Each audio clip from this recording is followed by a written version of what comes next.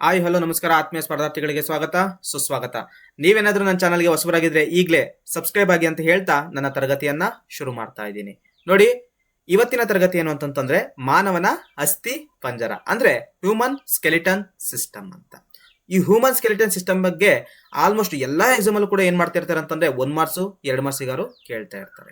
So ಹಾಗಾಗಿ ಈ human skeleton system ಬಗ್ಗೆ ನಾವ್ ಏನ್ ಮಾಡ್ತಾ ಹೋಗೋಣ ಅಂತಂದ್ರೆ ಈ ಎಕ್ಸಾಮ್ ಪರ್ಪಸ್ ಮತ್ತೆ ನಾಲೆಡ್ಜ್ ಪರ್ಪಸ್ ಎರಡೂ ಪರ್ಪಸ್ ನಾವ್ ಏನ್ ಮಾಡ್ತಾ ಹೋಗೋಣ ಅಂತಂದ್ರೆ ಕಲಿತಾ ಹೋಗೋಣ. ಈ ದೇಹದಲ್ಲಿ ಈ ಸ್ಕೆಲಿಟನ್ ಇದಾವಲ್ವಾ, ಸೊ ಈ ಸ್ಕೆಲಿಟನ್ಗೆ ಯಾವ್ಯಾವ ಹೆಸರನ್ನ ಇಟ್ಟಿದ್ದಾರೆ ಅವೆಲ್ಲನೂ ಕೂಡ ನಾವೇನ್ ಮಾಡ್ತಾ ಹೋಗೋಣ ತಿಳ್ಕೊಳ್ತಾ ಹೋಗೋಣ. ನೋಡಿ, ಈ ತರಗತಿಯಲ್ಲಿ ನಾವು ಏನೇನ್ ಕಲಿತೀವಿ ಅಂತಂದ್ರೆ ಅಲ್ಲಿ ಕಲಿಕಾಂಶಗಳು ಅಂತ ಕೊಟ್ಟಿದ್ದೀನಿ ಕಣ್ರಿ. ಸುಮಾರು 10 ಕಲಿಕಾಂಶಗಳಿದಾವೆ. 10 ಕಲಿಕಾಂಶದಲ್ಲಿ ಮೊದಲನೇ ಕಲಿಕಾಂಶ ಪೀಠಿಕೆ. ಅಂದ್ರೆ ಈ ಸ್ಕೆಲಿಟನ್ ಸಿಸ್ಟಮ್ ಬಗ್ಗೆ ನಾನು ಏನ್ ಮಾಡ್ತಾ ಹೋಗ್ತೀನಿ, ಸ್ವಲ್ಪ ಪೀಠಿಕೆಯನ್ನ ಹೇಳ್ತೀನಿ. ಅಂದ್ರೆ ಸ್ವಲ್ಪ ಬ್ರೀಫ್ ಇಂಟ್ರಡಕ್ಷನ್ ಅಲ್ಲ, ಸ್ವಲ್ಪ ಇಂಟ್ರಡಕ್ಷನ್ ಅನ್ನ ನಾನು ಕೊಡ್ತಾ ಹೋಗ್ತೀನಿ. ನೆಕ್ಸ್ಟ್, ಈ ಮಾನವನ ಅಸ್ಥಿಪಂಜರ ನಮಗೆ ಏನಕ್ಕೆ ಬೇಕು, ಇದರ ಮಹತ್ವ ಏನು ಅನ್ನೋದನ್ನ ನಾನು ಹೇಳ್ತಾ ಹೋಗ್ತೀನಿ. ನೆಕ್ಸ್ಟ್, ಮೂರನೇ ಕಲಿಕಾಂಶ ನಿಮ್ಮೆಲ್ಲರಿಗೂ ಕಾಣ್ತಾ ಇರಂಗೆ ಮಾನವನ ಪ್ರಮುಖ ಮೂಳೆಗಳು. ಅಂದ್ರೆ ದೊಡ್ಡ ಮೂಳೆ ಯಾವುದು, ಸಣ್ಣ ಮೂಳೆ ಯಾವುದು, ಉದ್ದನೆಯ ಮೂಳೆ ಯಾವುದು, ಅದ್ರ ಬಗ್ಗೆ ನಾನು ಏನ್ ಮಾಡ್ತಾ ಹೋಗ್ತೀನಿ ಹೇಳ್ತಾ ಹೋಗ್ತೀನಿ.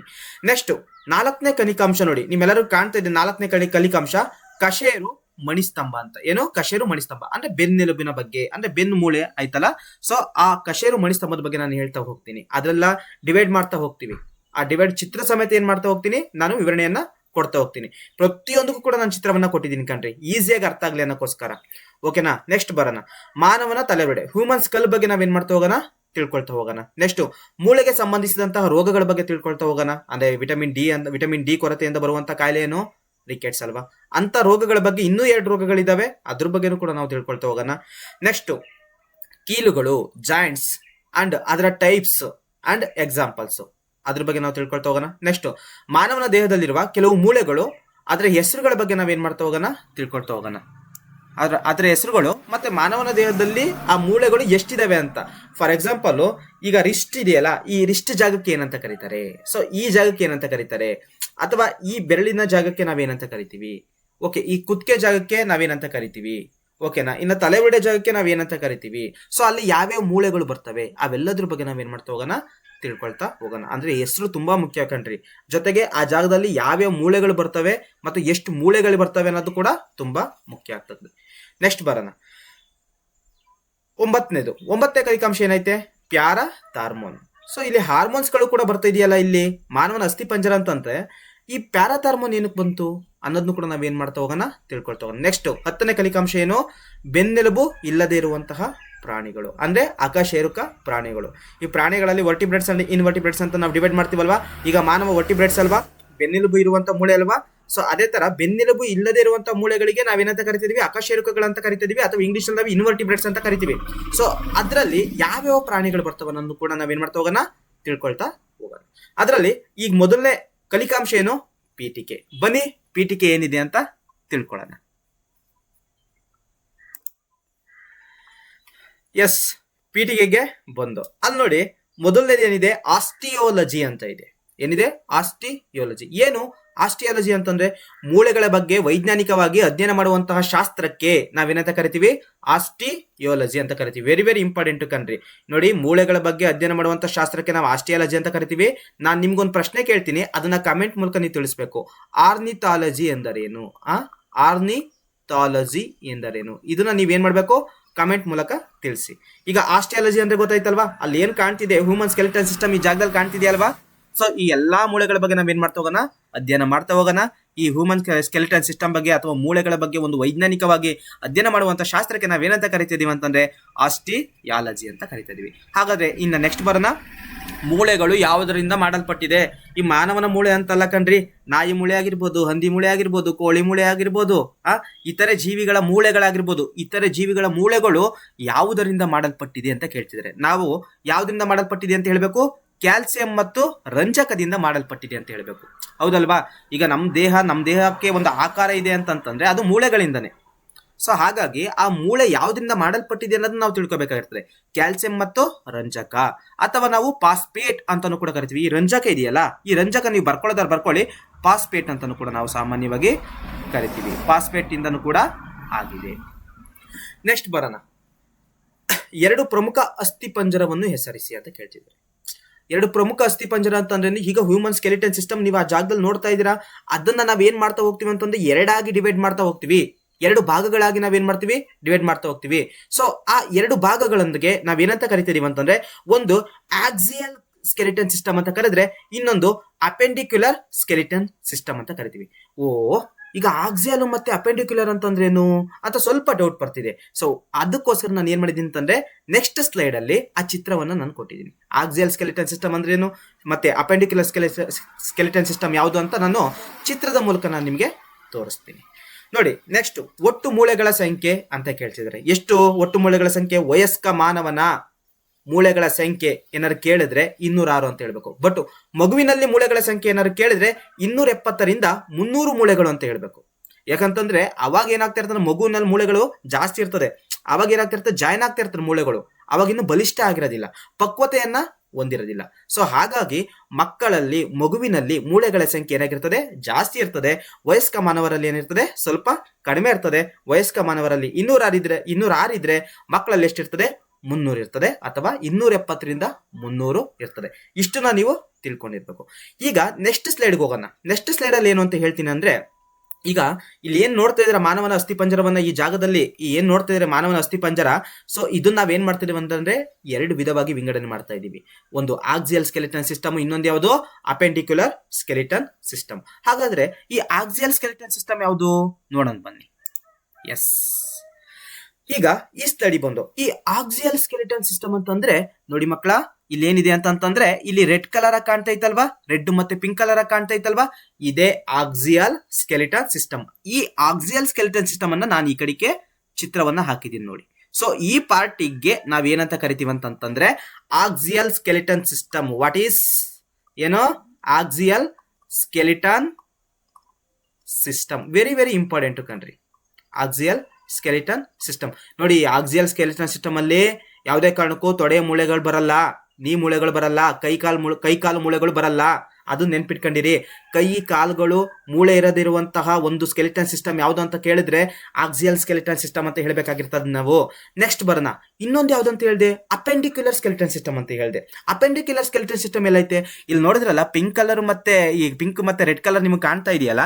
ಸೊ ಈ ಜಾಗ ಬಿಟ್ಬಿಟ್ಟು ಯಾವುದು ಗ್ರೀನ್ ಕಲರ್ ಕಾಣ್ತಾ ಇದೆ, ಬೇರೆ ಕಲರ್ ಕಾಣ್ತಿದೆಯಲ್ಲ, ಸೊ ಈ ಕಲರ್ ಇರುವಂತಹ ಭಾಗಕ್ಕೆ ನಾವೇನಂತ ಕರಿತೀವಿ ಅಂತಂದ್ರೆ ಅಪೆಂಡಿಕ್ಯುಲರ್ ಸ್ಕೆಲಿಟನ್ ಸಿಸ್ಟಮ್. ನೋಡಿ, appendicular skeleton system, appendicular skeleton system. Very very important, ಬರ್ದಿಟ್ಕೊಬಿಡಿ ನೀವು. ನೆಕ್ಸ್ಟ್ ಸ್ಲೈಡಿಗೆ ಹೋಗೋಣ ಬನ್ನಿ. ಅಂದ್ರೆ ಈಗ ಪೀಠಿಕೆ ಬಗ್ಗೆ ನಾನು ಎಲ್ಲನೂ ಕೂಡ ಹೇಳಾಯ್ತು. ಎಷ್ಟು ಮೂಳೆಗಳಿರ್ತಾವಂತ ಹೇಳಿದೆ, ಆಸ್ಟಿಯಾಲಜಿ ಅಂತಂದ್ರೆ ಏನಂತ ಹೇಳಿದೆ, ಮೂಳೆ ಯಾವ್ದ್ರಿಂದ ಮಾಡಲ್ಪಟ್ಟಿದೆ ಅಂತ ಹೇಳಿದೆ, ಮಕ್ಕಳಲ್ಲಿ ಎಷ್ಟು ಮೂಳೆ ಇದೆ ಅಂತ ಹೇಳಿದೆ. ಈಗ ಸ್ಕೆಲಿಟನ್ ಸಿಸ್ಟಮ್ ಅಲ್ಲಿ ನಾನು ಏನಂತ ಹೇಳಿದೆ, ಎರಡು ವಿಧ ಇದಾವೆ ಅಂತಂದ್ರೆ, ಒಂದು ಆಕ್ಸಿಯಲ್ ಮತ್ತೆ ಅಪೆಂಡಿಕ್ಯುಲರ್ ಅಂತ ಹೇಳಿದೆ. ಸೊ ನೆಕ್ಸ್ಟ್ ಇದೇ ಮೂಳೆಗಳು ನಮಗೆ ಅವಶ್ಯಕತೆ ಇದೆಯಾ? ಹೌದಲ್ವಾ? ಅವಶ್ಯಕತೆ ಇದೆಯಲ್ವಾ? ಎಸ್, ಅವಶ್ಯಕತೆ ಇದೆ. ಹಾಗಾದ್ರೆ ಈ ಮೂಳೆಗಳಿಗೆ ಸಂಬಂಧಪಟ್ಟ ಇದ್ರ ಮಹತ್ವವನ್ನ ನಾನು ಏನ್ ಮಾಡ್ತಾ ಹೋಗೋಣ, ಇವಾಗ ತಿಳ್ಕೊಳ್ತಾ ಹೋಗೋಣ ಬನ್ನಿ. ಅದ್ರ ಮಹತ್ವವನ್ನ ತಿಳ್ಕೊಳ್ಳೋಣ. ಎಸ್, ಹಾಗಾದ್ರೆ ಈ ಮೂಳೆಗಳ ಮಹತ್ವವನ್ನು ನಾವಿವಾಗ ತಿಳ್ಕೊಳ್ತಾ ಹೋಗೋಣ. ಅಲ್ಲಿ 5 ಮಹತ್ವಗಳಿದಾವೆ ಕಣ್ರಿ. ಏನು? ಮೊದಲನೇ ಮಹತ್ವ ಏನೈತೆ, ದೇಹಕ್ಕೆ ಆಕಾರವನ್ನ ಕೊಡ್ತದೆ. ಹೌದಲ್ವಾ? ಮೂಳೆ ನಮ್ಮ ದೇಹಕ್ಕೆ ಆಕಾರವನ್ನ ಕೊಡ್ತದೆ. ಈಗ ಅಕಸ್ಮಾತ್ ನಮ್ಮ ಮೂಳೆ ಈಗ ಸ್ಟ್ರೈಟ್ ಇದೆ, ಹೌದಲ್ವಾ? ಹಿಂಗೇನಾರು ಇದೀರ ಬಾಕೊಂಡಿದ್ದೀರ, ಏನಾಗೋದು, ನಾವು ಕೂಡ ಹಿಂಗೆ ಇರುವು, ಹೌದಲ್ವಾ? ಹಿಂಗಿದ್ದಿದ್ರೆ ನಾವು ಕೂಡ ಹಿಂಗೆ ಇರುವು. ಒಂದು ದೇಹಕ್ಕೆ ನಿರ್ದಿಷ್ಟವಾದಂತಹ ಆಕಾರವನ್ನ ಕೊಡ್ತಾ ಇರೋದು ಈ ಮೂಳೆ. ಅಷ್ಟೇ ಅಲ್ಲ ಕಣ್ರಿ, 2ನೇ ಪಾಯಿಂಟ್ ನೋಡ್ರಿ, ಸ್ನಾಯುಗಳೊಂದಿಗೆ ಜೊತೆ ಸೇರಿ ಚಲನೆಗೆ ಸಹಕಾರಿಯಾಗಿದೆ. ಹೌದು. ಈಗ ಫಾರ್ ಎಕ್ಸಾಂಪಲ್ ಮಸಲ್ಸ್ ಇದಾವೆ, ಇಲ್ಲಿದೆ, ತೊಡೆಗಳಲ್ಲಿದೆ, ಕೈ ಕಾಲುಗಳಲ್ಲಿದೆ, ಸುಮಾರು ಹಲವಾರು ಮಸಲ್ಸ್ ಗಳಿದಾವೆ. ಅದಕ್ಕೆ ಬೇರೆ ಬೇರೆ ನೇಮ್ಗಳಿದಾವೆ. ಅದನ್ನ ನಾನು ನೆಕ್ಸ್ಟ್ ತರಗತಿಯಲ್ಲಿ ನಾನು ಹೇಳ್ತಾ ಹೋಗ್ತೀನಿ. ಸೊ ಈ ಮಸಲ್ ಜೊತೆ ಸೇರಿ, ಈ ಮೂಳೆ ಜೊತೆ ಸೇರಿ ಏನಾಗ್ತಿದೆ ಅಂತಂದ್ರೆ ಮಸಲ್ಸ್ ಚಲನೆಗೆ ಸಹಕಾರಿಯಾಗಿದೆ. ಹಾಗಾದ್ರೆ ಮೂಳೆ ಚಲನೆಗೆ ಕೂಡ ಏನಾಗಿದೆ, ಸಹಕಾರಿಯಾಗಿದೆ. ನೆಕ್ಸ್ಟ್, ರಕ್ತದ ಉತ್ಪಾದನೆಯಲ್ಲಿ ಪ್ರಮುಖ ಪಾತ್ರವನ್ನು ವಹಿಸ್ತದೆ. ಎಸ್, ನಮ್ಮ ದೇಹದಲ್ಲಿ ರಕ್ತ ಉತ್ಪಾದನೆ ಆಗ್ತಾ ಇದೆ ಅಂತಂದ್ರೆ ಅದು ಪ್ರಮುಖ ಪಾತ್ರ ವಹಿಸ್ತಾ ಇರೋದು ಯಾವುದು? ಮೂಳೆ. ಆ ಮೂಳೆಯಲ್ಲಿ ಯಾವ ಭಾಗ? ಅಸ್ಥಿಮಜ್ಜೆ ಎಲ್ಲಿ ಬರ್ತದೆ? ಒಂದು ಮೂಳೆ ಇದೆಯಲ್ಲ, ಆ ಮೂಳೆಯ ಒಳಗಡೆ ಬರ್ತದೆ. ಹೌದಲ್ವಾ? ಅಲ್ಲಿ ಕೆಂಪು ರಕ್ತ ಕಣಗಳು ಸಾಮಾನ್ಯವಾಗಿ ಏನಾಗ್ತದೆ, ಸೃಷ್ಟಿ ಆಗ್ತಾ ಹೋಗ್ತದೆ. ಸೊ ಅದಕ್ಕಾಗಿ ಏನಾಗಬೇಕು, ರಕ್ತದ ಉತ್ಪಾದನೆಯಲ್ಲಿ ಪ್ರಮುಖ ಪಾತ್ರವನ್ನು ಏನ್ ಮಾಡ್ತದೆ, ಈ ಮೂಳೆ ವಹಿಸ್ಕೊಳ್ತದೆ. ನೆಕ್ಸ್ಟ್ ಬರೋಣ, ಮಾನವನ ಮೆದುಳು, ಹೃದಯ, ಶ್ವಾಸಕೋಶವನ್ನು ರಕ್ಷಣೆ ಮಾಡ್ತದೆ. ಹೌದಲ್ವಾ? ಈಗ ನೋಡಿ,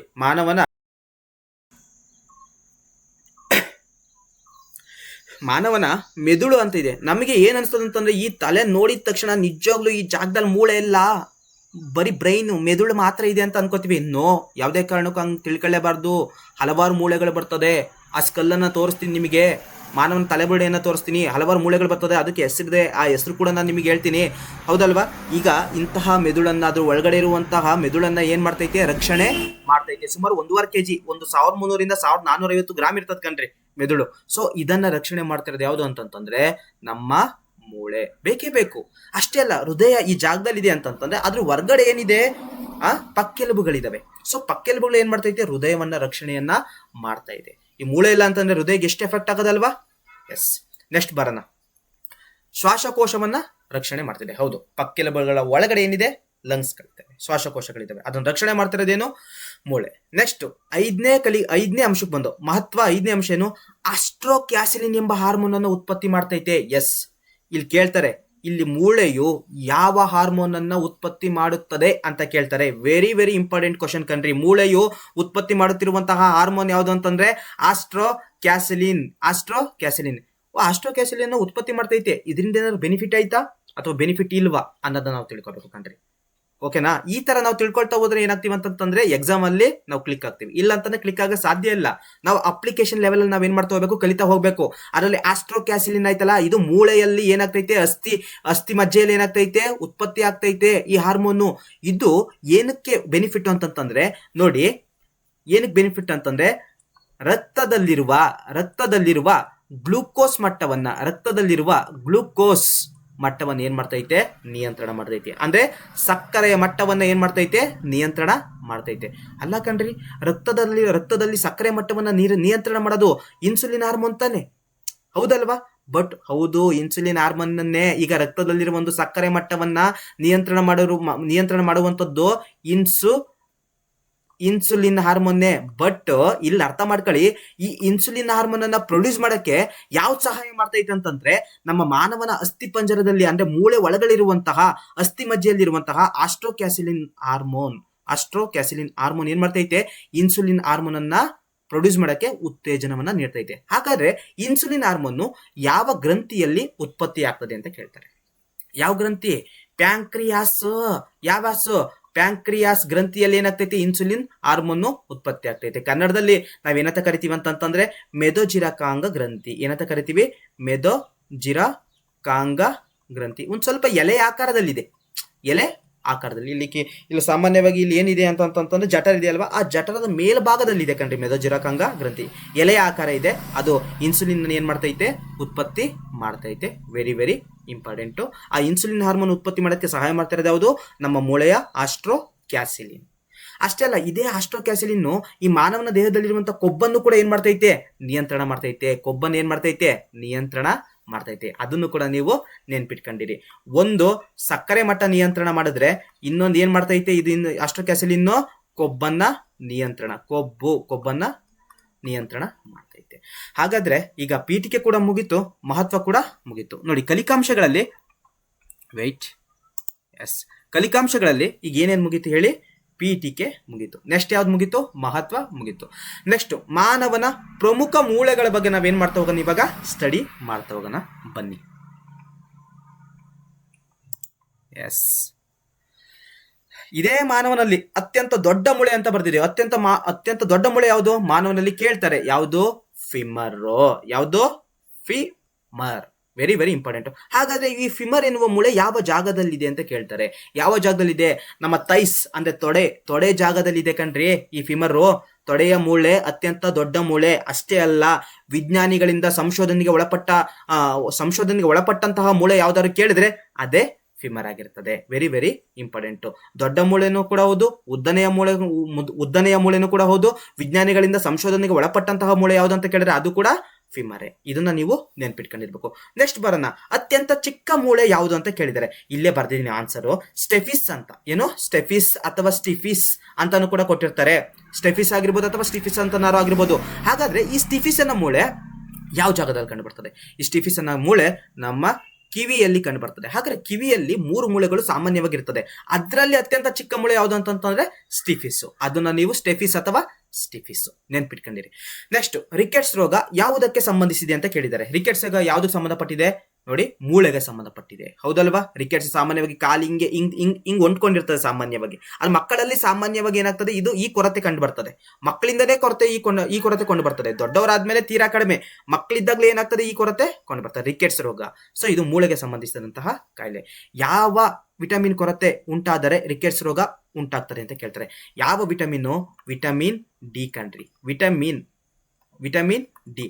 ಹಾಗಾದ್ರೆ ಈ ವಿಟಮಿನ್ ಡಿ ನಮ್ಗೆ ಬೇಕು ಅಂತಂತಂದ್ರೆ ಸೂರ್ಯನ ಕಿರಣವನ್ನ, ಸೂರ್ಯನ ರಶ್ಮಿಯನ್ನ ನಾವೇನ್ ಮಾಡ್ಬೇಕು, ಪಡ್ಕೋಬೇಕು. ಅಂದ್ರೆ ಈ ದೇಹವನ್ನ ಒಡ್ಬೇಕು ನಾವು. ಎಷ್ಟಿಂದ 10 ಗಂಟೆ ಒಳಗಡೆ 8 ಗಂಟೆ ಒಳಗಡೆ ಸೂರ್ಯ ಉದಯಿಸಿರ್ತಾನೆ ಅವಾಗ ಹೋಗಿ ಒಡ್ಡಿದ್ರೆ ನಮ್ಗೆ ವಿಟಮಿನ್ ಡಿ ಸಿಗ್ತದೆ. ಮೊಟ್ಟೆ ತಿಂದ್ರು ಕೂಡ ವಿಟಮಿನ್ ಡಿ ಸಿಗ್ತದೆ.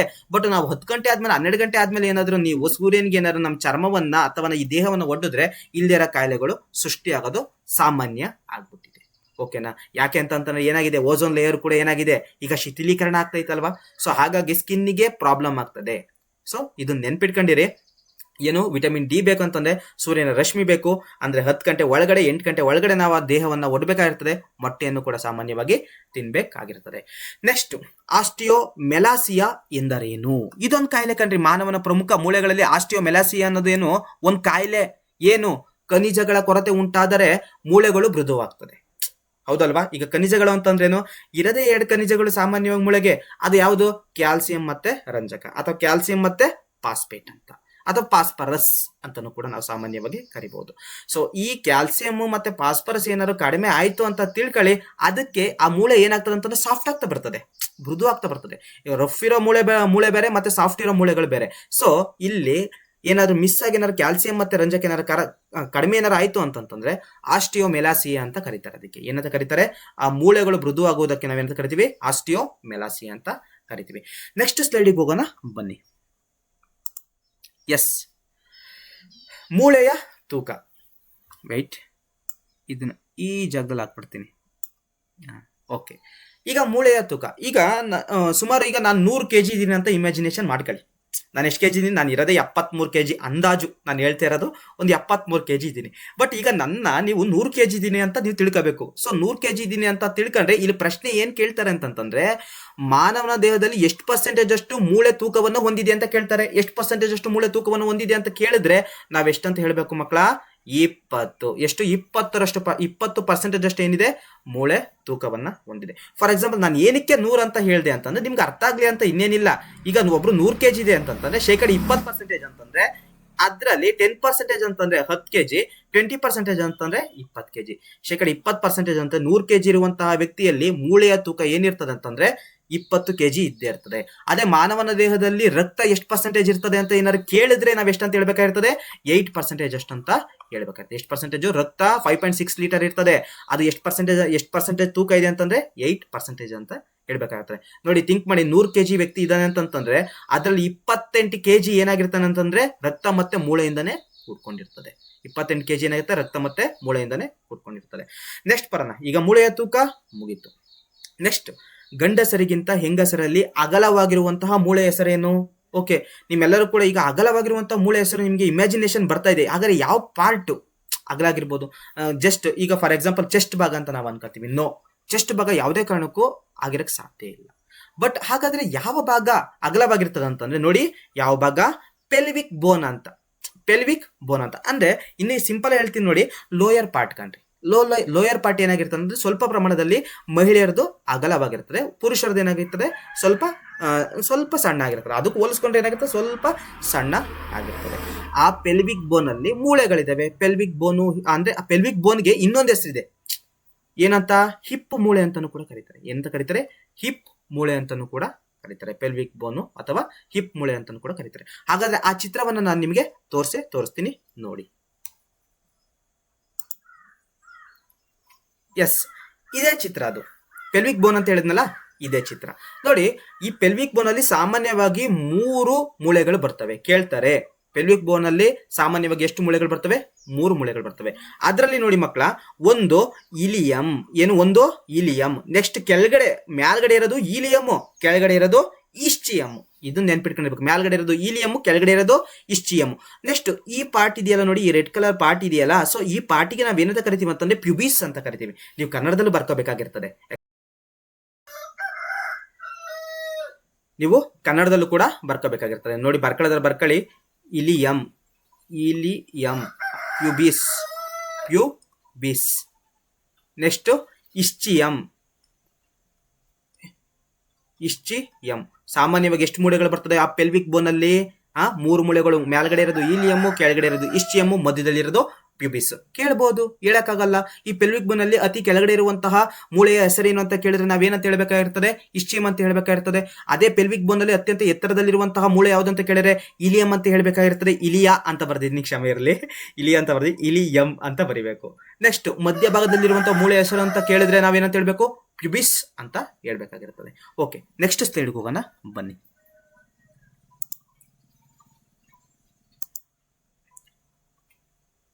ನೋಡಿ, ಈ ನೆಕ್ಸ್ಟ್ ಸ್ಲೈಡ್ ಅಲ್ಲಿ ಏನೈತೆ? ಕಶೇರು ಮಣಿ ಸ್ತಂಭ ಅಂತ ಇದೆ. ಅಂದ್ರೆ ಬೆನ್ನೆಲುಬು ಅಥವಾ ಬೆನ್ನುಲುಬು ಅಂತಾನು ಕೂಡ ಸಾಮಾನ್ಯವಾಗಿ ಕರೀತಾರೆ. ಇಂಗ್ಲಿಷ್ ಅಲ್ಲಿ ನಾವು ವರ್ಟಿಬಲ್ ಕಾಲಮ್ ಅಂತ ಕರಿತೀವಿ, ವರ್ಟಿಬ್ರಲ್ ಕಾಲಮ್ ಅಂತ ಕರಿತೀವಿ. ನೋಡಿ ಇಲ್ಲಿ ಏನ್ ನೋಡ್ತಾ ಇದ್ರ, ಈ ಬೆನ್ನೆಲುಬು ವೆರಿ ವೆರಿ ಇಂಪಾರ್ಟೆಂಟ್ ಕಣ್ರಿ. ಯಾಕೆ ಅಂತಂತಂದ್ರೆ ಇಲ್ಲಿ ಪ್ರಶ್ನೆಗಳನ್ನ ಕೇಳುವ ಸಾಧ್ಯತೆ ಇದೆ. ಯಾಕೆ ಸಾಧ್ಯತೆ ಇದೆ?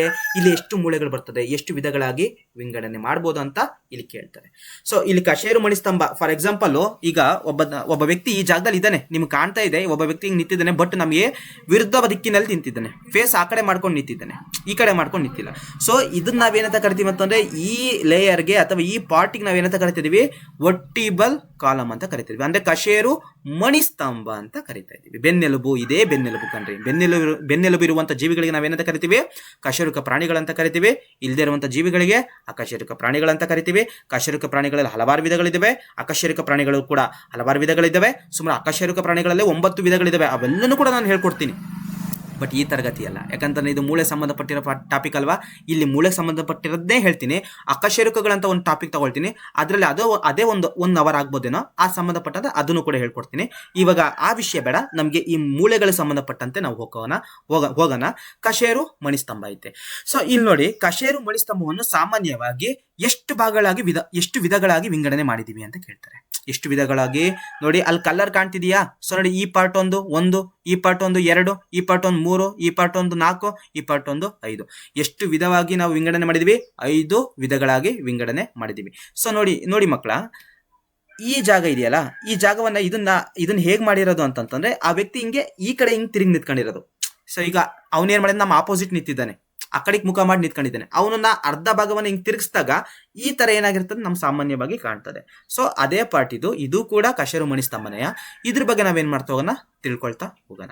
ನೋಡಿ, ದೇಹದ ಆಧಾರ ಸ್ತಂಭವಾಗಿದೆ, ಹೌದಲ್ವಾ? ದೇಹಕ್ಕೆ ಆಧಾರವನ್ನ ಕೊಡ್ತಾ ಇದೆ ತಾನೆ? ಎಸ್, ದೇಹಕ್ಕೆ ಆಧಾರವನ್ನ ಕೊಡ್ತಾ ಇದೆ. ಮತ್ತೆ ಮೆದುಳು ಬಳ್ಳಿಯನ್ನ ರಕ್ಷಣೆ ಮಾಡ್ತಿದೆ, ಹೌದು. ಮೆದುಳು ಬಳ್ಳಿಯನ್ನ ರಕ್ಷಣೆ ಮಾಡುತ್ತಿರುವಂತಹ ಮೂಳೆ ಯಾವುದು ಅಂತ ಕೇಳಿದ್ರೆ ಅದ್ಯಾವುದು? ಕಶೇರು ಮಣಿ ಸ್ತಂಭ, ವರ್ಟಿಬಲ್ ಕಾಲಮ್ ಅಂತ ನಾವು ಹೇಳಬೇಕಾಗಿರ್ತದೆ, ಕಶೇರು ಮಣಿ ಸ್ತಂಭ. ಹಾಗಾದ್ರೆ ಇದೇ ಕಶೇರು ಮಣಿ ಸ್ತಂಭದಲ್ಲಿ ಇಲ್ಲಿ ನೋಡ್ತಿದ್ರೆ ಈ ಚಿತ್ರದಲ್ಲಿ ಎಷ್ಟು ಮೂಳೆಗಳಿರ್ಬೋದು ಮಕ್ಕಳ, ನೀವು ಹೇಳಿ? ನೋಡಿ, ಅಲ್ಲಿ ಬರ್ದಿದ್ದೀನಿ ಎಷ್ಟು ಮೂಳೆಗಳಿದಾವೆ. 33 ಕಶೇರು ಮಣಿಗಳಿದಾವೆ. ಇಲ್ಲಿ ಒಂದೊಂದು ಮಣಿಗಳು, ಇದೊಂದು ಮಣಿ, 2, 3, 4, 5, 6, 7, ಹೌದಲ್ವಾ? ಇಲ್ಲಿ 7 ಇದಾವೆ. ಇಲ್ಲಿ ಎಷ್ಟಿದಾವೆ? ಇಲ್ಲಿಂದ 12 ಇದಾವೆ. ಇಲ್ಲಿಂದ ಎಷ್ಟಿದಾವೆ? 5 ಇದಾವೆ. ಇಲ್ಲಿಂದ ಎಷ್ಟಿದಾವೆ? ಮತ್ತೆ 5 ಇದಾವೆ. ಇಲ್ಲಿ ಎಷ್ಟಿದಾವೆ? 4 ಇದಾವೆ. Very very important. ಹಾಗಾದ್ರೆ ಒಟ್ಟಾರೆಯಾಗಿ ಇಲ್ಲಿ ಕಶೇರು ಮಣಿ ಸ್ತಂಭಗಳಲ್ಲಿ ಎಷ್ಟು ಮೂಳೆಗಳಿದಾವೆ ಅಂತ ಕೇಳಿದ್ರೆ ಇಷ್ಟು ಕಣ್ರಿ, ಸಿಂಪಲ್. ಇಷ್ಟೊಂದು ಈ ಲೆವೆಲ್ಗೆ ಅವ್ರು ಕೇಳಲ್ಲ, ಅಕಸ್ಮಾತ್ ಕೇಳಿದ್ರೆ ಅಂತ ನಾನು ಅಪ್ಲಿಕೇಶನ್ ಲೆವೆಲ್ ಏನ್ ಮಾಡ್ತಾ ಇದ್ದೀನಿ, ಸ್ವಲ್ಪ ಆಗ್ತಾ ಇದ್ದೀನಿ. ಸೊ ಹಾಗಾಗಿ ಕೇಳಿದ್ರೆ ನಾವು 33 ಇದಾವೆ. ವರ್ಟಿಬ್ರಲ್ ಕಾಲಮ್ ಅಲ್ಲಿ ಎಷ್ಟು ಮೂಳೆಗಳಿದಾವೆ? 33 ಇದಾವೆ. ಅದರಲ್ಲಿ 24 ತಿರುಗುವ ಕಶೇರು ಮಣಿಗಳು, ಅಂದ್ರೆ ರೊಟೇಟ್ ಆಗ್ತವೆ. ಇನ್ನ 9 ಏನಾಗ್ತವೆ? ರೊಟೇಟ್ ಆಗಲ್ಲ. ಅದು ಸಂಯೋಜಿತ ಕಶೇರು ಮಣಿಗಳು. ಯಾವುದು ರೊಟೇಟ್ ಆಗ್ತದೆ, ಯಾವುದು ರೊಟೇಟ್ ಆಗಲ್ಲ, ಕೀಲುಗಳು ಸಂಬಂಧಪಟ್ಟಂದು ಕೂಡ ನಾನು ಹೇಳ್ತಾ ಹೋಗ್ತೀನಿ. ನೋಡಿ, ಆ ಕಶೇರು ಮಣಿ ಸ್ತಂಭದಲ್ಲಿ ನೀವು ನೆನ್ಪಿಟ್ಕೊಂಡಿರಿ, ಇದೊಂದು ಸ್ವಲ್ಪ ನೀವು ಏನ್ ಮಾಡ್ಬೇಕು ಅಂತಂತಾನೆ ಬರ್ದಿಟ್ಕೋಬೇಕು ಇದನ್ನ. ಸರ್ವಿಕಲ್ ನೋಡಿ, 7 ಮೂಳೆಗಳನ್ನ ಮೇಲ್ಗಡೆ ಇದೆಯಲ್ಲ, ಈ ಸಾಮಾನ್ಯ ಈ ಪಾರ್ಟ್ ಇದೆಯಲ್ಲ, ಈ ಕುತ್ತಿಗೆ ಪಾರ್ಟ್ ಇದೆಯಲ್ಲ, ಇದನ್ನ ನಾವ್ ಏನಂತ ಕರಿತೀವಿ ಅಂತಂದ್ರೆ ಸರ್ವಿಕಲ್ ಅಂತ ಕರಿತೀವಿ. ನೆಕ್ಸ್ಟ್ ಅದ್ರ ಕೆಳಗಡೆ ಇರುವಂತ ಭಾಗಕ್ಕೆ ನಾವೇನಂತ ಕರಿತೀವಿ? ಥೊರಾಸಿಕ್ ಅಂತ ಕರಿತೀವಿ. ನೆಕ್ಸ್ಟ್ ಅದ್ರ ಕೆಳಗಡೆ ಇರೋದು ಲಂಬರ್. ನೆಕ್ಸ್ಟ್ ಅದ್ರ ಕೆಳಗಡೆ ಇರೋದು ಸ್ಯಾಕ್ರಮ್. ನೆಕ್ಸ್ಟ್ ಯಾವುದು? ಕಾಕ್ಸಿಕ್. ಏನೋ ಕಾಕ್ಸಿಕ್. ಇಲ್ಲಿ ಸರ್ವಿಕಲ್ ಎಷ್ಟು ಮೂಳೆಗಳಿದಾವೆ? 7 ಇದಾವೆ. ನೆಕ್ಸ್ಟ್ ಥೊರಾಸಿಕಲ್ ಎಷ್ಟಿದಾವೆ? 12 ಇದಾವೆ. ನೆಕ್ಸ್ಟ್ ಲಂಬರ್ ಅಲ್ಲಿ ಎಷ್ಟಿದಾವೆ? 5. ಲಂಬರ್ ಅಲ್ಲಿ 5, ಸ್ಯಾಕ್ರಮ್ ಅಲ್ಲೂ ಕೂಡ 5, ಕಾಕ್ಸಿಕಲ್ ಕೂಡ ಎಷ್ಟಾಗ್ತದೆ? 4 ಆಗ್ತದೆ. ಟೋಟಲ್ ಆಗಿ ಎಷ್ಟಾಗ್ತದೆ? ಟೋಟಲ್ ಲೆಕ್ಕ ಹಾಕಿ, ನೀವೇ ಲೆಕ್ಕ ಹಾಕ್ಬಿಟ್ಟು ಕಮೆಂಟ್ ಮಾಡಿ. ಪಕ್ಕ ಇದೆ ತಾನೆ? ಎಷ್ಟಿದೆ? 33 ಇದೆ. ಎಸ್, 33 ಇದೆ. ಲೆಕ್ಕ ಹಾಕಿಬೇಕಾದ್ರೆ ಇದು ನಮ್ಮ ಕಶೇರು ಮಣಿ ಸ್ತಂಭಕ್ಕೆ ಸಂಬಂಧಪಟ್ಟಿರುವಂತಹ ಮಾಹಿತಿ. ನೆಕ್ಸ್ಟ್ ಸ್ಲೈಡ್ಗೆ ಹೋಗೋಣ ಬನ್ನಿ. ಇದಕ್ಕೆ ಸಂಬಂಧಪಟ್ಟಂತೆ ನೆಕ್ಸ್ಟ್ ಸ್ಲೈಡ್ಗೆ ಹೋಗೋಣ ಬನ್ನಿ.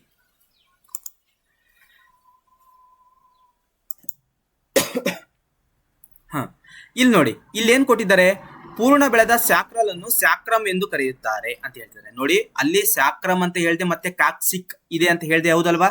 ಸ್ಯಾಕ್ರಮ್ ಮತ್ತೆ coccyx. Look at this side. ನೋಡಿ, ಇದನ್ನ ಸ್ಯಾಕ್ರಮ್ ಅಂತ ಹೇಳ್ದೆ. ಯಾವ್ದಾ ಈ ಗ್ರೀನ್ ಕಲರ್ ಪಾರ್ಟ್ ಆಯ್ತಲ್ಲ, ಇದು ಸ್ಯಾಕ್ರಮ್ ಅಂತ ಹೇಳ್ದೆ. ಕೆಳಗಡೆ ಇರೋದು ಕಾಕ್ಸಿಕ್ ಅಂತ ಹೇಳ್ದೆ ಅಲ್ವಾ? ಸೊ ಇದಕ್ಕೆ ಮೊದಲು ಈ ಸ್ಯಾಕ್ರಮ್ ಮತ್ತೆ ಕಾಕ್ಸಿಕ್ ಅಂತ ಹೇಳ್ತಾ ಇದ್ದೀನಲ್ಲ, ಹಾಗಾದ್ರೆ ಅದು ಬೆಳವಣಿಗೆ ಆಗಿರೋದಕ್ಕೆ ಹಂಗೆ ಹೇಳ್ತಿದ್ದಾರೆ. ಹಾಗಾದ್ರೆ ಬೆಳವಣಿಗೆ ಆಗಕ್ಕಿಂತ ಮುಂಚೆ ಏನಂತ ಕರಿತಿದ್ರು ಅಂತಂದ್ರೆ, ಆ ಸ್ಯಾಕ್ರಮ್ ಮತ್ತು ಕಾಕ್ಸಿಕ್ ಅನ್ನೋ ಪಾರ್ಟಿಗೆ ಏನಂತ ಕರಿತಿದ್ರು? ಆ ಸ್ಯಾಕ್ರಮ್ ಪಾರ್ಟಿಗೆ ಸ್ಯಾಕ್ರಲ್ ಅಂತ ಕರಿತಿದ್ರು. ಆ ಕಾಕ್ಸಿಕ್ ಪಾರ್ಟಿಗೆ ಏನಂತ ಕರಿತಿದ್ರು? ಕಾಕ್ಸಿಗಿಲ್ ಅಂತ ಕರಿತಿದ್ರು. Very very important. ಅಂದ್ರೆ ಈ ಅವ್ರ ಕ್ವಶನ್ ಏನಂತ ಕೇಳ್ತಾರೆ ಅಂತಂದ್ರೆ, ಕಾಕ್ಸಿಕ್ ಬೆಳವಣಿಗೆ ಆಗಕ್ಕಿಂತ ಮುಂಚೆ ಏನೆಂದು ಕರೆಯಲಾಗುತ್ತಿತ್ತು ಅಂತ ಏನಾರು ಕೇಳಿದ್ರೆ ಕಾಕ್ಸಿಗಿಲ್ ಅಂತ ಹೇಳ್ಬೇಕು. ಸ್ಯಾಕ್ರಮ್ ನನ್ನ ಮೊದಲು ಏನೆಂದು ಕರೆಯಲಾಗ್ತಿತ್ತು ಅಂತ ಏನಾರು ಕೇಳಿದ್ರೆ ಸ್ಯಾಕ್ರಲ್ ಅಂತ ನಾವು ಹೇಳ್ಬೇಕಾಗಿರ್ತದೆ. ವೆರಿ ವೆರಿ ಇಂಪಾರ್ಟೆಂಟ್ ಕಣ್ರಿ. ಓಕೆನಾ? ನೆಕ್ಸ್ಟ್ ಬರೋಣ. ವೆಯ್ಟ್, ಇಲ್ಲಿ ನೋಡಿ, ಸ್ಕೆಲಿಟನ್ ಸಿಸ್ಟಮ್ ಎಷ್ಟು ಚೆನ್ನಾಗಿದೆ ಅಲ್ವಾ? ಇದ್ರ ಬಗ್ಗೆ ನಾನು ಇವಾಗ ನಿಮಗೆ ಹೇಳ್ತೀನಿ. ನೋಡಿ, ಮಾನವನ ಶರೀರದಲ್ಲಿ ಎಷ್ಟು ಜೊತೆ ಪಕ್ಕೆಲುಬುಗಳಿದಾವೆ ಅಂತ ಕೇಳ್ತಾರೆ. ಎಷ್ಟು ಜೊತೆ ಪಕ್ಕೆಲುಬುಗಳಿದಾವೆ? 12 ಜೊತೆ ಪಕ್ಕೆಲುಬುಗಳಿದಾವೆ. Very very important. ಎಷ್ಟು ಜೊತೆ? 12 ಜೊತೆ ಪಕ್ಕೆಲುಬುಗಳಿದಾವೆ. ನೋಡಿ, ಇಲ್ಲಿದಾವಲ್ಲ 12 ಜೊತೆ ಏನಿದಾವೆ, ಈ ಜಾಗ, ಈ ಪಾರ್ಟ್ ಇದಾವಲ್ಲ, ಇದಕ್ಕೆ ಪಕ್ಕೆಲುಬುಗಳು ಅಂತ ಕರಿತೀವಿ. 12 ಜೊತೆ ಇದಾವೆ. ನೆಕ್ಸ್ಟ್ ಅದರಲ್ಲಿ ಸಾಮಾನ್ಯವಾಗಿ 7 ಜೊತೆ, ಈ ಪಕ್ಕೆಲುಬು ಈ ಪಾರ್ಟ್ ಇದೆಯಲ್ಲ, ಇದರಲ್ಲಿ ಏನಾಗಿದೆ ಅಂತಂದ್ರೆ 7 ಜೊತೆ ಏನಾಗಿದ್ದಾವೆ ಅಂತಂದ್ರೆ ಬಂಧಿಸಲ್ಪಟ್ಟಿದ್ದಾವೆ. ಕಾರ್ಟಿಲೇಜ್ಗಳಿಂದ ಸಾಮಾನ್ಯವಾಗಿ ಏನಾಗಿರ್ತದೆ? ಬಂಧಿಸಲ್ಪಟ್ಟಿರ್ತದೆ. ವೆರಿ ವೆರಿ ಇಂಪಾರ್ಟೆಂಟ್ ಕಣ್ರಿ. ನೆಕ್ಸ್ಟ್, ಎದೆಯ ಮೂಳೆಯನ್ನು ಏನಂತ ಕರೀತಾರೆ? ಈ ಪಾರ್ಟ್ ಇದೆಯಲ್ಲ, ನಾವು ಮಕ್ಕಡೆ ಮಲ್ಕೋತೀವಿ, ತುಂಬಾ ಬೇಜಾರಾದಾಗ ಮಲ್ಕೊಂಡಿರ್ತೀವಿ, ಅಥವಾ ನಾವು ಮಲ್ಕೊಳ್ಳೋ ಹವ್ಯಾಸನೇ ಹಂಗಿರ್ತದೆ, ಮಲ್ಕೊಂಡಿರ್ತೀವಿ. ಸ್ವಲ್ಪ ಈ ಜಾಗ ಏನಾಗಿರ್ತದೆ, ಎದೆ ಮೂಳೆ ಏನಾಗಿರ್ತದೆ, ಸ್ವಲ್ಪ ನೋಯ್ತಾ ಇರ್ತದೆ. ಸೊ ಆ ಎದೆ ಮೂಳೆಗೆ ಏನಂತ ಕರಿತೀವಿ ಅಂತಂದ್ರೆ ಸ್ಟರ್ನಮ್ ಅಂತ ಕರಿತೀವಿ. Look at this side. ಈ ಡಯಾಗ್ರಾಮ್ ಅನ್ನು ನೋಡಿ, ಈ ಪಾರ್ಟ್ ಅನ್ನು ನೋಡಿ. ಈ ಪಾರ್ಟ್ ಆಯ್ತಲ್ಲ, ಎಷ್ಟು ಚೆನ್ನಾಗಿದೆಯಲ್ವಾ ಈ ಪಾರ್ಟ್? ಈ ಪಾರ್ಟಿಗೆ ನಾವು ಏನಂತ ಕರಿತಿದೀವಿ ಅಂತಂದ್ರೆ ಸ್ಟರ್ನಮ್ ಅಂತ ಕರಿತೀವಿ. Very very important. ಏನಂತ ಕರಿತಿದೀವಿ? ಸ್ಟರ್ನಮ್ ಅಂತ ಕರಿತಾ ಇದ್ದೀವಿ. ಈ ಎಲ್ಲಾ ಪಾಠ ಬಗ್ಗೆ ಸಾಮಾನ್ಯವಾಗಿ ಇವಾಗ ಹೇಳ್ತೀನಿ. ಇವಾಗ ನಾನು ಏನ್ ಹೇಳಿದೀನಿ ಅಂತಂದ್ರೆ, ಈ ಪಾಠನ ಕಶೇರು ಮಣಿಸ್ತಂಭದ ಬಗ್ಗೆ ಹೇಳ್ದೆ, ಪಕ್ಕೆಲುಗಳ ಬಗ್ಗೆ ಹೇಳ್ದೆ. ಓಕೆನಾ? ಇನ್ನಷ್ಟ ಪಕ್ಕೆಲುಬುಗಳಿಗೆ 7 ಏನಾಗಿರ್ತದೆ, ಬಂಧಿಸಲ್ಪಟ್ಟಿರ್ತದೆ ಅಂತ ಹೇಳ್ದೆ. ಅದಾದ್ಮೇಲೆ ನೆಕ್ಸ್ಟ್ ಏನ್ ಹೇಳಿದೀನಿ? ಸ್ಟರ್ನಮ್ ಅಂತಂದ್ರೆ ಏನಂತ ಹೇಳಿದೀನಿ. ಇನ್ ಸ್ಕಲ್ ಬಗ್ಗೆನೂ ಕೂಡ ಹೇಳ್ಕೊಡ್ತೀನಿ. ಇಲ್ಲಿ ಫಿಮರ್ ಮತ್ತೆ ಟಿಬಿ ಅಂತ ಬರ್ತದೆ ನೋಡಿ. ತೊಡೆಯ ಮೂಳೆ ಅಂತ ಹೇಳಿದ್ನಲ್ಲ, ಇದೆ ಫಿಮರ್. ತೊಡೆಯ ಮೂಳೆ ಫಿಮರ್. ಈ ಕೆಳಗಡೆ ಇರೋದೇನು? ಟಿಬಿಯಾ. ಅದ್ರ ಬಗ್ಗೆ ಕೂಡ ನಾನು ಇವಾಗ ನಿಮಗೆ ಹೇಳ್ತಾ ಹೋಗ್ತೀನಿ. ಅದಕ್ಕಿಂತ ಮುಂಚೆ ಇಲ್ಲಿ ಏನಿದೆ ಸ್ಲೈಡ್ ಅಲ್ಲಿ ಅದನ್ನ ತಿಳ್ಕೊಳ್ಳೋಣ ಬನ್ನಿ. ನೆಕ್ಸ್ಟ್, ಎದೆಯ ಮೂಳೆಗೆ ನಾನು ಏನಂತ ಕರಿತಿದ್ದೀನಿ? ಸ್ಟರ್ನಮ್ ಅಂತ ಕರೆದೆ. ಭುಜ ಪ್ರದೇಶದ ಮೂಳೆಗೆ ನಾವು ಏನಂತ ಕರಿತಿದ್ವಿ? ಪೆಕ್ಟೋರಲ್ ಗರ್ಡಲ್ ಎಂದು ಕರಿತೀವಿ. ಭುಜ ಪ್ರದೇಶದ ಮೂಳೆ ಅಂದ್ರೇನು? ಈ ಭುಜ ಪ್ರದೇಶದ ಮೂಳೆ, ಇದು ಈ ಪಾರ್ಟ್ ಇದೆಯಲ್ಲ, ಈ ಪಾರ್ಟಿಗೆ ನಾವೇನಂತ ಕರಿತೀವಿ? ಈ ಭುಜ ಪ್ರದೇಶದ ಮೂಳೆ ಅಂತ ಕರಿತೀವಿ. ಇದಕ್ಕೆ ನಾವೇನಂತ ಕರಿತೀವಿ? ಪೆಕ್ಟೋರಲ್ ಗರ್ಡಲ್ ಎಂದು ಕರೆಯುತ್ತೇವೆ. ಮತ್ತು ಸ್ಕ್ಯಾಪುಲ್ಲೆ ಎಂದು ಕೂಡ ಕರೀತಾರೆ. ನೋಡಿ, ಈ ಪಾರ್ಟ್ ಅನ್ನು ನೋಡಿ, ಇಲ್ಲಿರುವಂತ ಪಾರ್ಟ್ ಅನ್ನ ಗಮನಿಸಿ ಮಕ್ಕಳ. ಇಲ್ಲಿರೋ ಪಾರ್ಟ್ ಅನ್ನ ಗಮನಿಸಿ. ಇದ್ರ ಮೇಲ್ಗಡೆ ಇರೋದು ಕಾಲರ್, ಅದ್ರ ಕೆಳಗಡೆ ಆಯ್ತಲ್ಲ, ಇದನ್ನ ನಾವೇನಂತ ಕರಿತೀವಿ ಅಂತಂದ್ರೆ ಸ್ಕ್ಯಾಪುಲ್ ಅಂತ ಕರಿತೀವಿ. ಸೊ ಇಲ್ಲಿ ಈಗ ಬಟ್ಟೆ ಹಾಕೊಂಡಿದ್ದೀನಿ, ಇಲ್ಲಿ ಕಾಲರ್ ಇದೆಯಲ್ಲ, ಈ ಜಾಗ ಇರೋದನ್ನ ನಾವು ಕಾಲರ್ ಮೂಳೆ ಅಂತ ಕರಿತೀವಿ. ಓಕೆನಾ? ಅದ್ರ ಕೆಳಗಡೆ ಇರ್ತದಲ್ಲ, ಅದನ್ನ ನಾವೇನಂತ ಕರಿತೀವಿ ಅಂತಂದ್ರೆ ಸ್ಕ್ಯಾಪುಲಿ ಅಂತ ಕರಿತೀವಿ. ಈ ಕಾಲರ್ ಮೂಳೆಗೆ ನಾವೇನಂತ ಕರಿತೀವಿ? ಈಗ ಬಟ್ಟೆ ಹಾಕೊಂಡಿದ್ದೀನಿ, ಈ ಜಾಗದಲ್ಲಿ ಇಲ್ಲಿ ಕಾಲರ್ ಮೂಳೆ ಇದೆಯಲ್ಲ, ಸೊ ಇದಕ್ಕೆ ನಾವೇನಂತ ಕರಿತೀವಿ? ಅಲ್ಲೇ ಇದೆ ನೋಡಿ, ಕ್ಲಾವಿಕಲ್. ಏನಿದೆ? Clavicle. Very very important. Clavicle ಮೂಳೆ ಅಂತ ಕರಿತೀವಿ ಈ ಜಾಗಕ್ಕೆ. ನೆಕ್ಸ್ಟ್ ಸ್ಲೈಡಿಗೆ ಹೋಗೋಣ ಬನ್ನಿ.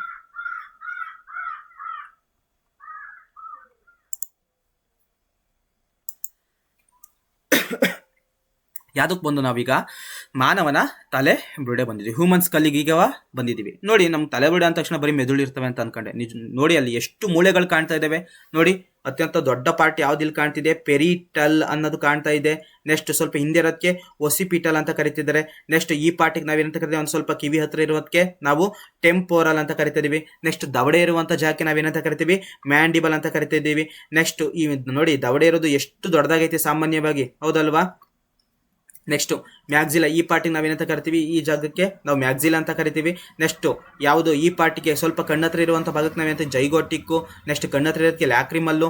ನೇಸಲ್ ಅಂತಂದ್ರೆ ಮೂಗಲ್ವಾ, ಆ ಪಾರ್ಟಿಗೆ ಇಲ್ಲೂ ಕೂಡ ಮೂಳೆ ಇದೆ ಅಲ್ವಾ, ಸೊ ಅದಕ್ಕೆ ನೇಸಲ್ ಅಂತ ಕರಿತಿದ್ವಿ. ನೆಕ್ಸ್ಟ್ ಎತ್ಮೈಡ್ ಅಂತ ಕರಿತಿದ್ವಿ, ಕಣ್ಣಿನ ಒಳಗಡೆ ಇರುವಂಥ ಒಂದು ಪಾರ್ಟು. ನೆಕ್ಸ್ಟ್ ಸ್ಪೆನಾಯ್ಡ್ ಅಂತ ಕರಿತಿದ್ವಿ, ಅದ್ರ ಪಕ್ಕದಲ್ಲಿ ಇರೋದಕ್ಕೆ ಸ್ಪೆನಾಯ್ಡ್ ಅಂತ ಕರಿತೀವಿ. ನೆಕ್ಸ್ಟ್ ಫ್ರಂಟ್ ಇರೋದಕ್ಕೆ ಈ ಮೂಳೆ ಫ್ರಂಟ್ ಇದೆ, ಅದಕ್ಕಾಗಿ ನಾವೇನಂತ ಕರಿತಿದ್ವಿ, ಫ್ರಂಟಲ್ ಅಂತ ಕರಿತಿದ್ವಿ. ಸುಮಾರು ಹಲವಾರು ಮೂಳೆಗಳು ಬರ್ತು. ಇನ್ನು 206 ಮೂಳೆಗಳು ಇರಲ್ಲ, ಜಾಸ್ತಿ ಇರಕ್ಕೆ ಸಾಧ್ಯ ಅಲ್ವಾ? ನೀವ್ ಹೇಳಿ. 100% ಸಾಧ್ಯ ಇದೆ. ಇವಾಗ ಗೊತ್ತಾಗ್ತಿದೆ, 206 ಮೂಳೆಗಳು ಕಂಪಲ್ಸರಿ ಇದ್ದೇ ಇದಾವೆ ಅಂತ ನಮಗೆ ಇವಾಗ ರಿಯಲೈಸ್ ಆಗ್ತಾ ಇದೆ. ನೆಕ್ಸ್ಟ್ ಸ್ಲೈಡ್ಗೆ ಹೋಗೋಣ ಬನ್ನಿ. ಸುಮಾರು ಇನ್ನೂ 7-8 ಸ್ಲೈಡ್ಗಳಿದಾವೆ. ಎಸ್ ಮಾನವನ ತಲೆಬುರುಡೆಗಳಲ್ಲಿ ಎಷ್ಟು ಮೂಳೆಗಳಿದಾವೆ ಅಂತ ಕೇಳ್ತಾರೆ. ಈಗ ಹ್ಯೂಮನ್ ಸ್ಕಲ್ ಅಂತ ನೋಡಿದ್ರಲ್ಲ, ಆ ಸ್ಕಲ್ಲಲ್ಲಿ ಎಷ್ಟು ಮೂಳೆಗಳಿದಾವೆ? 29. ಎಷ್ಟಿದಾವಪ್ಪ? 29 ಮೂಳೆಗಳಿದಾವೆ ಕಣ್ರಪ್ಪ. ನೆಕ್ಸ್ಟ್ ಅದರಲ್ಲಿ 22 ಮೂಳೆಗಳು ಪ್ರಮುಖವಾಗಿರುವಂತಹ ಮೂಳೆಗಳು, ಇನ್ನ 7 ಏನು ಅಂತಂದ್ರೆ ಅದಕ್ಕೆ ಸಂಬಂಧಿಸಿರುವಂತಹ ಮೂಳೆಗಳು. ಪ್ರಮುಖವಾಗಿ ಎಷ್ಟಿದಾವೆ? 22, ಅದಕ್ಕೆ 7 ಸಂಬಂಧಿಸಿರುವಂತಹ ಮೂಳೆಗಳಿದಾವೆ. ಸೊ ನೋಡಿ, ಹ್ಯೂಮನ್ ಸ್ಕಲ್ ಇದೆಯಲ್ಲ, ಸೊ ಪಂಚೇಂದ್ರಿಯಗಳನ್ನ ರಕ್ಷಣೆ ಮಾಡುತ್ತಿರುವಂತಹ ಅಂಗ ಯಾವುದು ಅಂತಂದ್ರೆ ಇದೆ ಹ್ಯೂಮನ್ ಸ್ಕೆಲ್ಲು. ಆ ಸ್ಕಲ್ಲು. ಈಗ ಸ್ಕಲ್ ಇಲ್ಲ ಅಂತಂದ್ರೆ ಪಂಚೇಂದ್ರಿಯಗಳಂದ್ರೇನು? ಕಣ್ಣು, ಕಿವಿ, ಮೂಗು, ನಾಲಿಗೆ, ಚರ್ಮ ಇದೆವಲ್ಲ. ಸೊ ಇವಾಗ ನಾನು ನೋಡ್ತಾ ಇದ್ದೀನಿ, ನಿಮ್ಮ ನೋಡ್ತಾ ಇದ್ದೀನಿ ಅಂತ ತಿಳ್ಕೊಳ್ಳಿ. ಸೊ ನಾನು ನಿಮ್ಮ ನೋಡ್ತಾ ಇದ್ದೀನಿ ಅಂತಂದ್ರೆ ನೀವು ಚೆನ್ನಾಗಿ ಕಾಣ್ತಾ ಇದ್ದೀರಿ ಅಂತಂದ್ರೆ ಅದ್ರ ಎಲ್ಲಿ ಪ್ರತಿಬಿಂಬ ಉಂಟಾಗ್ತೈತೆ? ಮೆದುಳಿನಲ್ಲಿ ಏನಾಗ್ತೈತೆ? ಪ್ರತಿಬಿಂಬ ಉಂಟಾಗ್ತೈತೆ. ಸೊ ಅಂತ ಮೆದುಳನ್ನ ರಕ್ಷಣೆ ಮಾಡ್ತಿರೋದು ಯಾವುದು? ನಮ್ಮ ಸ್ಕಲ್ಲು. ಅಷ್ಟೆಲ್ಲ ವಾಸನೆ ಬರಬೇಕು ಅಂತಂದ್ರೇನು?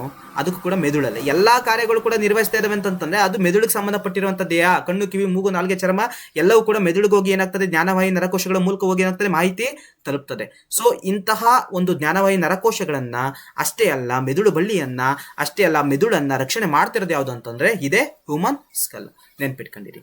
ನೆಕ್ಸ್ಟ್ 22 ಆಯ್ತು. ಪಂಚೇಂದ್ರಿಯಗಳನ್ನ ರಕ್ಷಣೆ ಮಾಡ್ತಿರೋದು ಕೂಡ ಅದೇ ಆಯ್ತು. ನೆಕ್ಸ್ಟ್ ಮೂಳೆಗಳ ಮಧ್ಯದಲ್ಲಿ ಪಾಂಟನೆಲ್ಸ್ ಅಥವಾ ಮೃದುವಾದ ಪೊರೆ ಇರುತ್ತದೆ, ಇದು ಕಾಲಕ್ರಮೇಣ ಗಟ್ಟಿ ಆಗ್ತದೆ. ಸೊ ಇಲ್ಲಿ ಪಾಂಟನೆಲ್ಸ್ ಅಂತಂದ್ರೆ ನಿಮ್ಗೆ ಅರ್ಥ ಬೇಕು. ಏನ್ ಪಾಂಟನೆಲ್ಸ್ ಅಂತಂದ್ರೇನು? ಸೊ ಇಲ್ಲಿ ಕಪ್ಪು ಲೇಯರ್, ಈ ಕಪ್ಪು ಭಾಗ ಇದೆಯಲ್ಲ ನೋಡಿ, ಈ ಕಡೆ ಜಾಗ ಇದೆಯಲ್ಲ, ಈ ಕಪ್ಪು ಭಾಗ ಫಾರ್ ಎಕ್ಸಾಂಪಲ್ ಇಲ್ಲಿ ಒಂದಕ್ಕೊಂದು ಜಾಯಿನ್ ಆಗಿದೆಯಲ್ಲ, ಇಲ್ಲಿ ಏನಿದೆ ಇದನ್ನ ಪಾಂಟನೆಲ್ಸ್ ಅಂತ ಕರಿತೀವಿ. ಈ ಜಾಯಿನ್ ಆಗ್ತಾ ಇತ್ತಲ್ಲ, ಈ ಜಾಯಿನ್ ಆಗ್ತಿರೋ ಭಾಗವನ್ನು ನಾವು ಪಾಂಟನೆಲ್ಸ್ ಅಂತ ಕರಿತೀವಿ. ಸೊ ಆ ಪಾಂಟನೆಲ್ಸ್ ಅಲ್ಲಿ ಏನಾಗ್ತೈತೆ? ಅಥವಾ ಮೃದುವಾದ ಪೊರೆ ಇರುತ್ತದೆ. ಸೊ ಅದೇನಾಗ್ತದೆ? ಬರ್ತಾ ಏನಾಗ್ತದೆ? ಸ್ವಲ್ಪ ನಮಗೂ ವಯಸ್ಸಾದಂಗೆ ಏನಾಗ್ತದೆ? ಕಾಲಕ್ರಮೇಣ ಅಥವಾ ಮಗುವಿಗೆ ಜಾಸ್ತಿ ವಯಸ್ಸಾದಂಗೆ ಏನಾಗ್ತದೆ? ಅದು ಗಟ್ಟಿ ಆಗ್ತಾ ಹೋಗ್ತದೆ. ಅದನ್ನ ನೆನ್ಪಿಟ್ಕೊಂಡಿರಿ. ನೆಕ್ಸ್ಟ್ ಸ್ಲೈಡ್ ಹೋಗೋಣ ಬನ್ನಿ.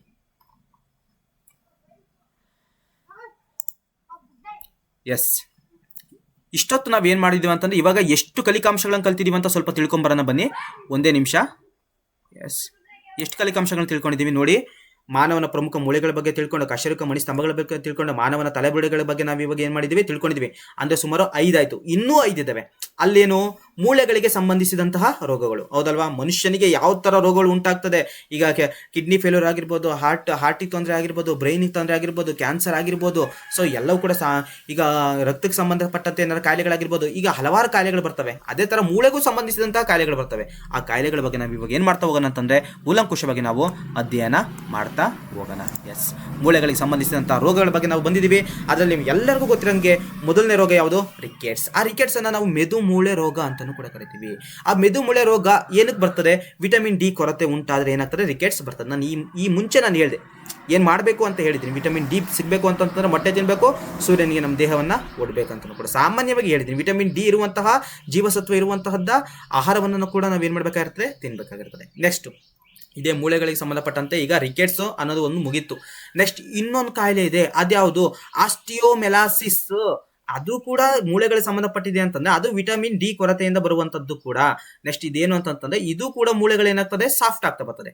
ಆಸ್ಟಿಯೋಮೆಲಾಸಿಸ್ ಅಂತ ಏನಾದ್ರು ಕೇಳಿದ್ರೆ, ಆಸ್ಟಿಯೋ ಅಂತಂದ್ರೆ ಅಲ್ಲಿ ಮೂಳೆ ನೆನ್ಪಿಟ್ಕೊಂಡಿರ್ಬೇಕು. ಮೆಲಾಸಿಸ್ ಅಂತ ಕೇಳಿದ್ರೆ ಅಲ್ಲಿ ಏನಾಗ್ತದೆ? ಮೃದು ಅಂತ ತಿಳ್ಕೊಂಡಿರ್ಬೇಕು. ಅಂತ ಶುರು ಆಗಿದೆ ಅಂತಂದ್ರೆ ನಾವು ಹೇಳ್ಬೇಕಾದ್ರೇನು? ಬ್ರೂ ಅಂತ ಹೇಳ್ಬೇಕು. ಮಾಯಿಂದಾನೆ ಶುರು ಆಗಿದೆ. ಮೆಲಾಸಿಸ್ ಅಂದ್ರೆ ಏನು? ಮೂಳೆಗಳು ಮೃದುವಾಗುವಂಥದ್ದು. ವೆರಿ ವೆರಿ ಇಂಪಾರ್ಟೆಂಟ್ ಕಂಡ್ರಿ. ಹಾಗಾದ್ರೆ ನೆಕ್ಸ್ಟ್ ಇನ್ನೊಂದು ಪರನ ಆಸ್ಟಿಯೋಪೊರಾಸಿಸ್ ಅಂತಾನು ಕೂಡ ಇನ್ನೊಂದು ಕಾಯಿಲೆ ಇದೆ. ಆಸ್ಟಿಯೋಪೊರಾಸಿಸ್ ಅಥವಾ ಪೊರಾಸಿಸ್ ಅಂತಾನು ಕೂಡ ಕರಿತೀವಿ. ಈ ಆಸ್ಟಿಯೋಪೊರಾಸಿಸ್ ಏನೋ ಕಾಯಿಲೆಗೆ ಇರುವಂತಹ ಇನ್ನೊಂದು ಹೆಸರೇನು? ಅಥವಾ ಆಸ್ಟಿಯೋಪೊರಾಸಿಸ್ಗೆ ಇರುವಂತಹ ಇನ್ನೊಂದು ಹೆಸರೇನು ಅಂತ ಕೇಳ್ತಾರೆ. ಸೊ ಅದಕ್ಕೆ ನಾವು ಬೈಸ್ ಪಾಸ್ಪೊನೇಟ್ ಅಂತ ಕರಿತೀವಿ. ಪಾಸ್ಪೊನೇಟ್ ಅಂತ ಕರಿತೀವಿ. ಆಸ್ಟಿಯೋಪೊರಾಸಿಸ್ಗೆ ಇರುವಂತ ಇನ್ನೊಂದು ಹೆಸರೇನು? Bisphosphonate. Very very important. ನೀವು ಬರ್ಕೋತಾ ಇರಬೇಕು ಕಣ್ರಿ, ಮತ್ತೆ ಕೇಳಿಸ್ಕೊತಾ ಇರಬೇಕು. ಇನ್ನೊಂದು ವಿಷಯ ಹೇಳ್ತೀನಿ. ಈ ಪಾಠಕ್ಕೆ ಸಂಬಂಧಪಟ್ಟಂತೆ ಹೊಸ ಪದಗಳನ್ನು ನೀವು ಕೇಳ್ತಾ ಇರ್ತೀರಾ. ಸೊ ಈಗ ನೋಡಿ, ರಾಮಣ್ಣ, ಭೀಮಣ್ಣ, ನಿಂಗಣ್ಣ, ಲಕ್ಷ್ಮೀಪತಿ ಈಗ ಸುನಿಲ್, ಈ ತರ ಸಾಮಾನ್ಯವಾಗಿ ಹೆಸರುಗಳನ್ನು ಕೇಳ್ತೀರಿ. ಇಂಥ ಹೆಸರುಗಳನ್ನು ನೆನ್ಪಿಟ್ಕೊಳ್ಳೋದು ತುಂಬಾ ಈಸಿ ಆಗ್ತದೆ. ಬಟ್ ಇಲ್ಲಿ ಮೂಳೆಗಳು ಸಂಬಂಧಪಟ್ಟಂತೆ ಏನಾದ್ರು ಬಂತು ಅಂದ್ರೆ ಇಲ್ಲಿ ಏನಾಗ್ತದೆ, ಹೆಸರುಗಳು ನಮಗೆ ಮರ್ತೋಗ್ತದೆ. ಸೊ ಹಾಗಾಗಿ ನಾವೇನ್ ಮಾಡ್ಬೇಕಾಗಿರ್ತದೆ, ಎರಡೆರಡು ಸಲ ವಿಡಿಯೋಗಳನ್ನು ನೋಡ್ಬೇಕಾಗಿರ್ತದೆ. ವಿಡಿಯೋನೇ ನೋಡ್ಬೇಕಂತೇನಿಲ್ಲ, ಪುಸ್ತಕನು ಕೂಡ ನಾವು ಓದ್ಬೇಕಾಗಿರ್ತದೆ. ಪುಸ್ತಕ ಹಿಡ್ಕೊಂಡು ರೆಫರ್ ಮಾಡ್ಬೇಕಾಗಿರ್ತದೆ. ಮತ್ತೆ ವಿಡಿಯೋನು ಕೂಡ ನಾವು ಎರಡೆರಡು ಸಲ ವಿಡಿಯೋವನ್ನು ನೋಡೋದ್ರಿಂದ ಏನಾಗ್ತದೆ, ನೆನಪಲ್ಲಿ ಉಳ್ಕೊತದೆ. ಯಾಕಂದ್ರೆ ಎರಡೆರಡು ಸಲ ವಿಡಿಯೋ ನೋಡೋದ್ರಿಂದ ಶಾರ್ಪ್ ಆಗ್ತದೆ ನಮ್ಮ ಮೈಂಡ್. ಮತ್ತೆ ಜ್ಞಾಪಕ ಶಕ್ತಿ ಕೂಡ ಏನಾಗ್ತದೆ, ಜಾಸ್ತಿ ಆಗ್ತದೆ. ಯಾಕಂದ್ರೆ ಅವ್ರು ಆತರ ಟೀಚ್ ಮಾಡಿರ್ತಾರೆ. ನಂದೇ ನೋಡ್ಬೇಕನ್ನೋದೇನಿಲ್ಲ, ಯಾರು ಚೆನ್ನಾಗಿ ವಿಡಿಯೋವನ್ನ ಮಾಡಿರ್ತಾರೆ ಅವ್ರದ್ದು ಕೂಡ ನೋಡ್ಬೋದು. ಓಕೆನಾ? ನಾನು ಆಲ್ಮೋಸ್ಟ್ ಪ್ರಯತ್ನವನ್ನ ಪಟ್ಟಿದ್ದೀನಿ. ನಿಮ್ಗೆ ಈ ಮೂಳೆಗಳಿಗೆ ಸಂಬಂಧಪಟ್ಟಂತೆ ಎಷ್ಟಾಗಬೇಕು ಅಷ್ಟು ಪ್ರಯತ್ನವನ್ನ ನಾನು ಪಟ್ಟಿದ್ದೀನಿ. ಅಷ್ಟು ಪ್ರಯತ್ನ ಪಟ್ಟಿರೋದಕ್ಕೆ ಈ ವಿವರಣೆಯನ್ನ ನಾನು ನಿಮಗೆ ಕೊಡ್ತಾ ಇದ್ದೀನಿ. ಸೊ ಬರೋಣ, ಯಾವ್ದೀಗ ಆಸ್ಟಿಯೋಪೊರೋಸಿಸ್ ಅಲ್ವಾ. ಈಗ ಆಸ್ಟಿಯೋಪೊರೋಸಿಸ್ ಬೈಸ್ಪಾಸ್ಪನೇಟ್ ಅಂತಿದೆ. ಈ ಬೈಸ್ಪಾಸ್ಪನೇಟ್ ಅಂತಾನು ಕೂಡ ಕರೀತಾರೆ. ವಿಟಮಿನ್ ಡಿ ಕೊರತೆ ಉಂಟಾದ್ರೆ ಏನಾಗ್ತದೆ, ಈ ಮೃದು ಕಾಯಿಲೆ ಅಥವಾ ಮೂಳೆಗೆ ಸಂಬಂಧಪಟ್ಟಂತ ಕಾಯಿಲೆ ಬರ್ತದೆ. ಸೊ ಹಾಗಾದ್ರೆ ಸಾಮಾನ್ಯವಾಗಿ ಲವಣ ಕೊರತೆ ಉಂಟಾದ್ರೆ ಮೂಳೆಯ ಮುರಿತ ಉಂಟಾಗ್ತದೆ. ಹಾಗೆ ಫಾರ್ ಎಕ್ಸಾಂಪಲ್ ಲವಣ ಕೊರತೆ ಅಂದ್ರೆ ಏನು, ಕ್ಯಾಲ್ಸಿಯಂ ಮತ್ತೆ ರಂಜಕ. ಆ ಕ್ಯಾಲ್ಸಿಯಂ ರಂಜಕ ಏನಾದ್ರು ಕಡಿಮೆ ಆಯ್ತು ಅಂತಂದ್ರೆ, ಆ ಲವಣಗಳು ಏನಾದ್ರು ಕಡಿಮೆ ಆಯ್ತು ಅಂತಂದ್ರೆ ಏನಾಗ್ತದೆ, ಮೂಳೆ ಮುರಿತ ಆಗ್ತದೆ. ಮೂಳೆ ಏನಾಗ್ತದೆ, ಮುರಿಬಹುದು. ಇಟ್ ಮೀನ್ಸ್ ಏನಾಗ್ತದೆ ಅಂತಂದ್ರೆ ಬೇಗ ಅದು ಕಟ್ ಆಗ್ತದೆ. ಕೆಲವ್ರದ್ದು ಮೂಳೆ ಸ್ಟ್ರಾಂಗ್ ಇರ್ತದೆ, ಕೆಲವ್ರ ಮೂಳೆ ವೀಕ್ ಇರ್ತದೆ. ಯಾಕಂತಂದ್ರೆ ಅಲ್ಲಿ ಲವಣಗಳು ಬೇರೆದ್ರಲ್ಲಿ ಜಾಸ್ತಿ ಇರ್ತದೆ, ಇವರಲ್ಲಿ ಕಡಿಮೆ ಇರ್ತದೆ. ನೆಕ್ಸ್ಟ್ ಸ್ಲೈಡ್ಗೆ ಹೋಗೋಣ ಬನ್ನಿ. ವೆರಿ ವೆರಿ ಇಂಪಾರ್ಟೆಂಟ್ ಕಂಡು ನೆಕ್ಸ್ಟ್ ಸ್ಲೈಡ್, ಅದು ಕೀಲುಗಳು ಮತ್ತೆ ಲಿಗಮೆಂಟ್ಸ್ ಅಂತ. ಎಸ್, ಏನು ಕೀಲುಗಳು ಮತ್ತೆ ಲಿಗಮೆಂಟ್ಸ್, ವೆರಿ ವೆರಿ ಇಂಪಾರ್ಟೆಂಟ್. ಕೀಲುಗಳು ಎಂದರೇನು ಅಂತ ಕೊಟ್ಟಿದ್ದಾರೆ ಇಲ್ಲಿ. ಏನು ಕೀಲುಗಳು ಅಂತಂದ್ರೆ ಏನು, ಏನ್ ಹೇಳಿ ನೋಡೋಣ. ಕೀಲುಗಳು ಅಂತಂದ್ರೆ ಏನಂತ ಹೇಳಿ ನಿಮ್ಮೆಲ್ಲರಿಗೂ ಗೊತ್ತು. ಈಗ ಮಂಡಿ ಕೀಲು, ಕೈಕಾಲು ಕೀಲುಗಳು ನೋವ್ತಾ ಇದೆ ಅಂತ ಹೇಳ್ತಾರಲ್ಲ. ಸೊ ಇಲ್ಲಿ ಕೀಲುಗಳು ಅಂತಂದ್ರೆ ಏನಿಲ್ಲ, ಜಸ್ಟ್ ಸಿಂಪಲ್ಲು ನೋಡಿ. ಎರಡು ಅಥವಾ ಅದಕ್ಕಿಂತ ಹೆಚ್ಚಿನ ಮೂಳೆಗಳು ಸಂಧಿ ಸಾರಿ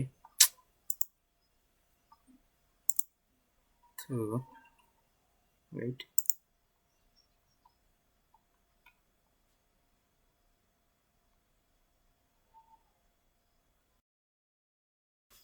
ಅಮ್ಮ ಆಮೇಲಿಂದ ಮಾಡ್ತೀನಿ ತಡಿಯಮ್ಮ ಫೋನ್. ಸರಿ ಅಮ್ಮ, ಊಟ ಈಗ ಮಾಡ್ತೀನಿ, ಇನ್ನು ಮಾಡಿಲ್ಲ, ಮಾಡ್ತೀನಿ ಆಮೇಲಿಂದ ಮಾಡ್ತೀನಿ ತಡಿಯಮ್ಮ. ಸರಿ ಅಮ್ಮ. ಸರಿ ಅಮ್ಮ. ಕ್ಷಮೆ ಇರಲಿ, ನಮ್ಮಮ್ಮ ಫೋನ್ ಮಾಡ್ಬಿಟ್ಟಿತ್ತು. ಸೊ ಈಗ ಕೀಲುಗಳು ಎಂದರೇನು ಅಂತಲ್ವಾ. ಕೀಲುಗಳು ಅಂತಂದ್ರೇನು, ಎರಡು ಅಥವಾ ಹೆಚ್ಚಿನ ಮೂಳೆಗಳು ಸಂಧಿಸುವಂತ ಜಾಗಕ್ಕೆ ನಾವೇನಂತ ಕರಿತೀವಿ, ಕೀಲುಗಳು ಅಂತ ಕರಿತೀವಿ. ಫಾರ್ ಎಕ್ಸಾಂಪಲ್ ಇಲ್ಲಿ ಹ್ಯೂಮರಸ್ ಇದೆ, ಹೌದಲ್ವಾ, ಹ್ಯೂಮರ್ಸ್ ಇದೆ. ಇಲ್ಲಿ ಎಲ್ನ ಎನ್ನುವ ಒಂದು ಮೂಳೆ ಇದೆ. ಈ ಮಧ್ಯೆ ಈ ಜಾಗ ಐತಲ್ಲ, ಇದನ್ನ ನಾವೇನಂತ ಕರಿತೀವಿ, ಕೀಲು ಅಂತ ಕರಿತೀವಿ. ಅಥವಾ ಈಗ ತೊಡೆಯ ಮೂಳೆ ಇದೆ, ಫಿಮರ್ ಇದೆ, ಅದ್ರ ಕೆಳಗಡೆ ಇರೋದು ಟಿಬೆ ಇದೆ. ಅವೆರಡು ಜಾಗ ಒಂದು ಸಂಧಿಸುವಂತ ಜಾಗ ಇದೆಯಲ್ಲ, ಅದು ಕಾರ್ಟಿಲೇಜ್ ಅಂತ ಜಾಗ ಇದೆಯಲ್ಲ. ಸೊ ಇದಕ್ಕೆ ನಾವೇನಂತ ಕರಿತೀವಿ ಅಂತಂದ್ರೆ ಕೀಲುಗಳು ಅಂತ ಕರಿತೀವಿ. ನೀವು ಸಿಂಪಲ್ ನೀವು ಬರ್ದಿಟ್ಕೋಬೇಕಾದ್ರೆ ಏನು ಅಂತಂದ್ರೆ, ಎರಡು ಅಥವಾ ಹೆಚ್ಚಿನ ಮೂಳೆಗಳು ಸಂಧಿಸುವಂತ ಜಾಗಕ್ಕೆ, ಕಾರ್ಟಿಲೇಜ್ ಜಾಗಕ್ಕೆ ನಾವೇನಂತ ಕರಿತೀವಿ, ಕೀಲುಗಳು ಅಂತ ಕರಿತೀವಿ. ಇಂತಹ ಕೀಲುಗಳಲ್ಲಿ ದೇರ್ ಆರ್ 3 ಟೈಪ್ಸ್. ಎಷ್ಟು ಟೈಪ್ಸ್ಗಳಿದಾವೆ? ಈ ಎರಡನೇ ಟಾಪಿಕ್ ಬಂದಿದ್ದೀವಿ. ಇದು ಎರಡನೇ ಟಾಪಿಕ್, ಕೀಲುಗಳ ವಿಧಗಳನ್ನು ಹೆಸರಿಸಿ ಅಂತ ಹೇಳಿದರೆ. ಕೀಲುಗಳ ವಿಧಗಳು ಎಷ್ಟಿದಾವೆ ಅಂತಂದ್ರೆ 3 ಇದಾವೆ. ಒಂದು ಚಲಿಸಲಾಗದ ಕೀಲುಗಳು, ಒಂದು ಚಲಿಸಲಾಗದ ಕೀಲುಗಳು, ಇನ್ನೊಂದು ಸ್ವಲ್ಪ ಪ್ರಮಾಣದಲ್ಲಿ ಚಲಿಸುವಂತಹ ಕೀಲುಗಳು, ಇನ್ನೊಂದು ಸರಾಗವಾಗಿ ಚಲಿಸುವಂತಹ ಕೀಲುಗಳು. ಇನ್ನ ಚಲಿಸಲಾಗದ ಕೀಲುಗಳಿಗೆ ಬರೋಣ. ಚಲಿಸಲಾಗದ ಕೀಲುಗಳು ಯಾವ್ಯಾವು?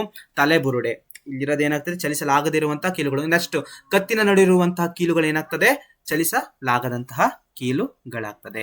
ನೆಕ್ಸ್ಟ್ ಸ್ವಲ್ಪ ಪ್ರಮಾಣದಲ್ಲಿ ಚಲಿಸುವಂತಹ ಕೀಲುಗಳು ಮೊಣಗಂಟು ಮತ್ತು ಬೆರಳು ಕೀಲುಗಳು. ಸ್ವಲ್ಪ ಪ್ರಮಾಣದಲ್ಲಿ ಏನಾಗ್ತದೆ, ಚಲಿಸ್ತದೆ. ಈಗ ಬೆರಳು ಕೀಲುಗಳು ಅಂತಂದ್ರೆ ನೀವು ಬೆರಳು ಕೀಲುಗಳು ಇವೆಲ್ಲ ಏನಾಗ್ತದೆ, ಸ್ವಲ್ಪ ಪ್ರಮಾಣದಲ್ಲಿ ಚಲಿಸ್ತದೆ. ನೆಕ್ಸ್ಟ್ ಸರಾಗವಾಗಿ ಚಲಿಸುವಂತಹ ಕೀಲುಗಳನ್ನು ಸೊಂಟದ ಮತ್ತು ಭುಜದ ಕೀಲುಗಳು. ಈ ಕೀಲುಗಳೇನು ಸಾಮಾನ್ಯವಾಗಿ ಸರಾಗವಾಗಿ ಚಲಿಸುವಂತಹ ಕೀಲುಗಳು. ನೆಕ್ಸ್ಟ್ ಸೊಂಟದ ಕೀಲುಗಳು, ಇವೇನಾಗ್ತೈತೆ, ಸರಾಗವಾಗಿ ಚಲಿಸುತ್ತದೆ. ಹಿಂಗೆ ಎಸಿಟ್ಟವ್ರೆ ಫುಲ್ಲು ರೊಟೇಟ್ ಆಗಲಿಲ್ಲ ಅಂತಂದ್ರು 90% ಅಷ್ಟು ಏನಾಗ್ತದೆ, ರೊಟೇಟ್ ಆಗ್ತದೆ. ಹಾಗಾಗಿ ಏನಾಗ್ತದೆ, ಇದನ್ನ ಸೊಂಟದ ಮತ್ತು ಭುಜದ ಕೀಲುಗಳನ್ನ ಸಾಮಾನ್ಯವಾಗಿ ಸರಾಗವಾಗಿ ಚಲಿಸುವ ಕೀಲುಗಳು ಅಂತ ಕರೀತಾರೆ. ನೆಕ್ಸ್ಟ್ ಸ್ಲೈಡ್ಗೆ ಹೋಗೋಣ ಬನ್ನಿ. ನೆಕ್ಸ್ಟ್ ಟಾಪಿಕ್ ಏನು ಅಂತಂದ್ರೆ, ಮಾನವನ ದೇಹದಲ್ಲಿ ಮೂಳೆಗಳ ಹೆಸರು ಮತ್ತು ಅವುಗಳ ಸಂಖ್ಯೆಯನ್ನ ಕೇಳ್ತಾರೆ.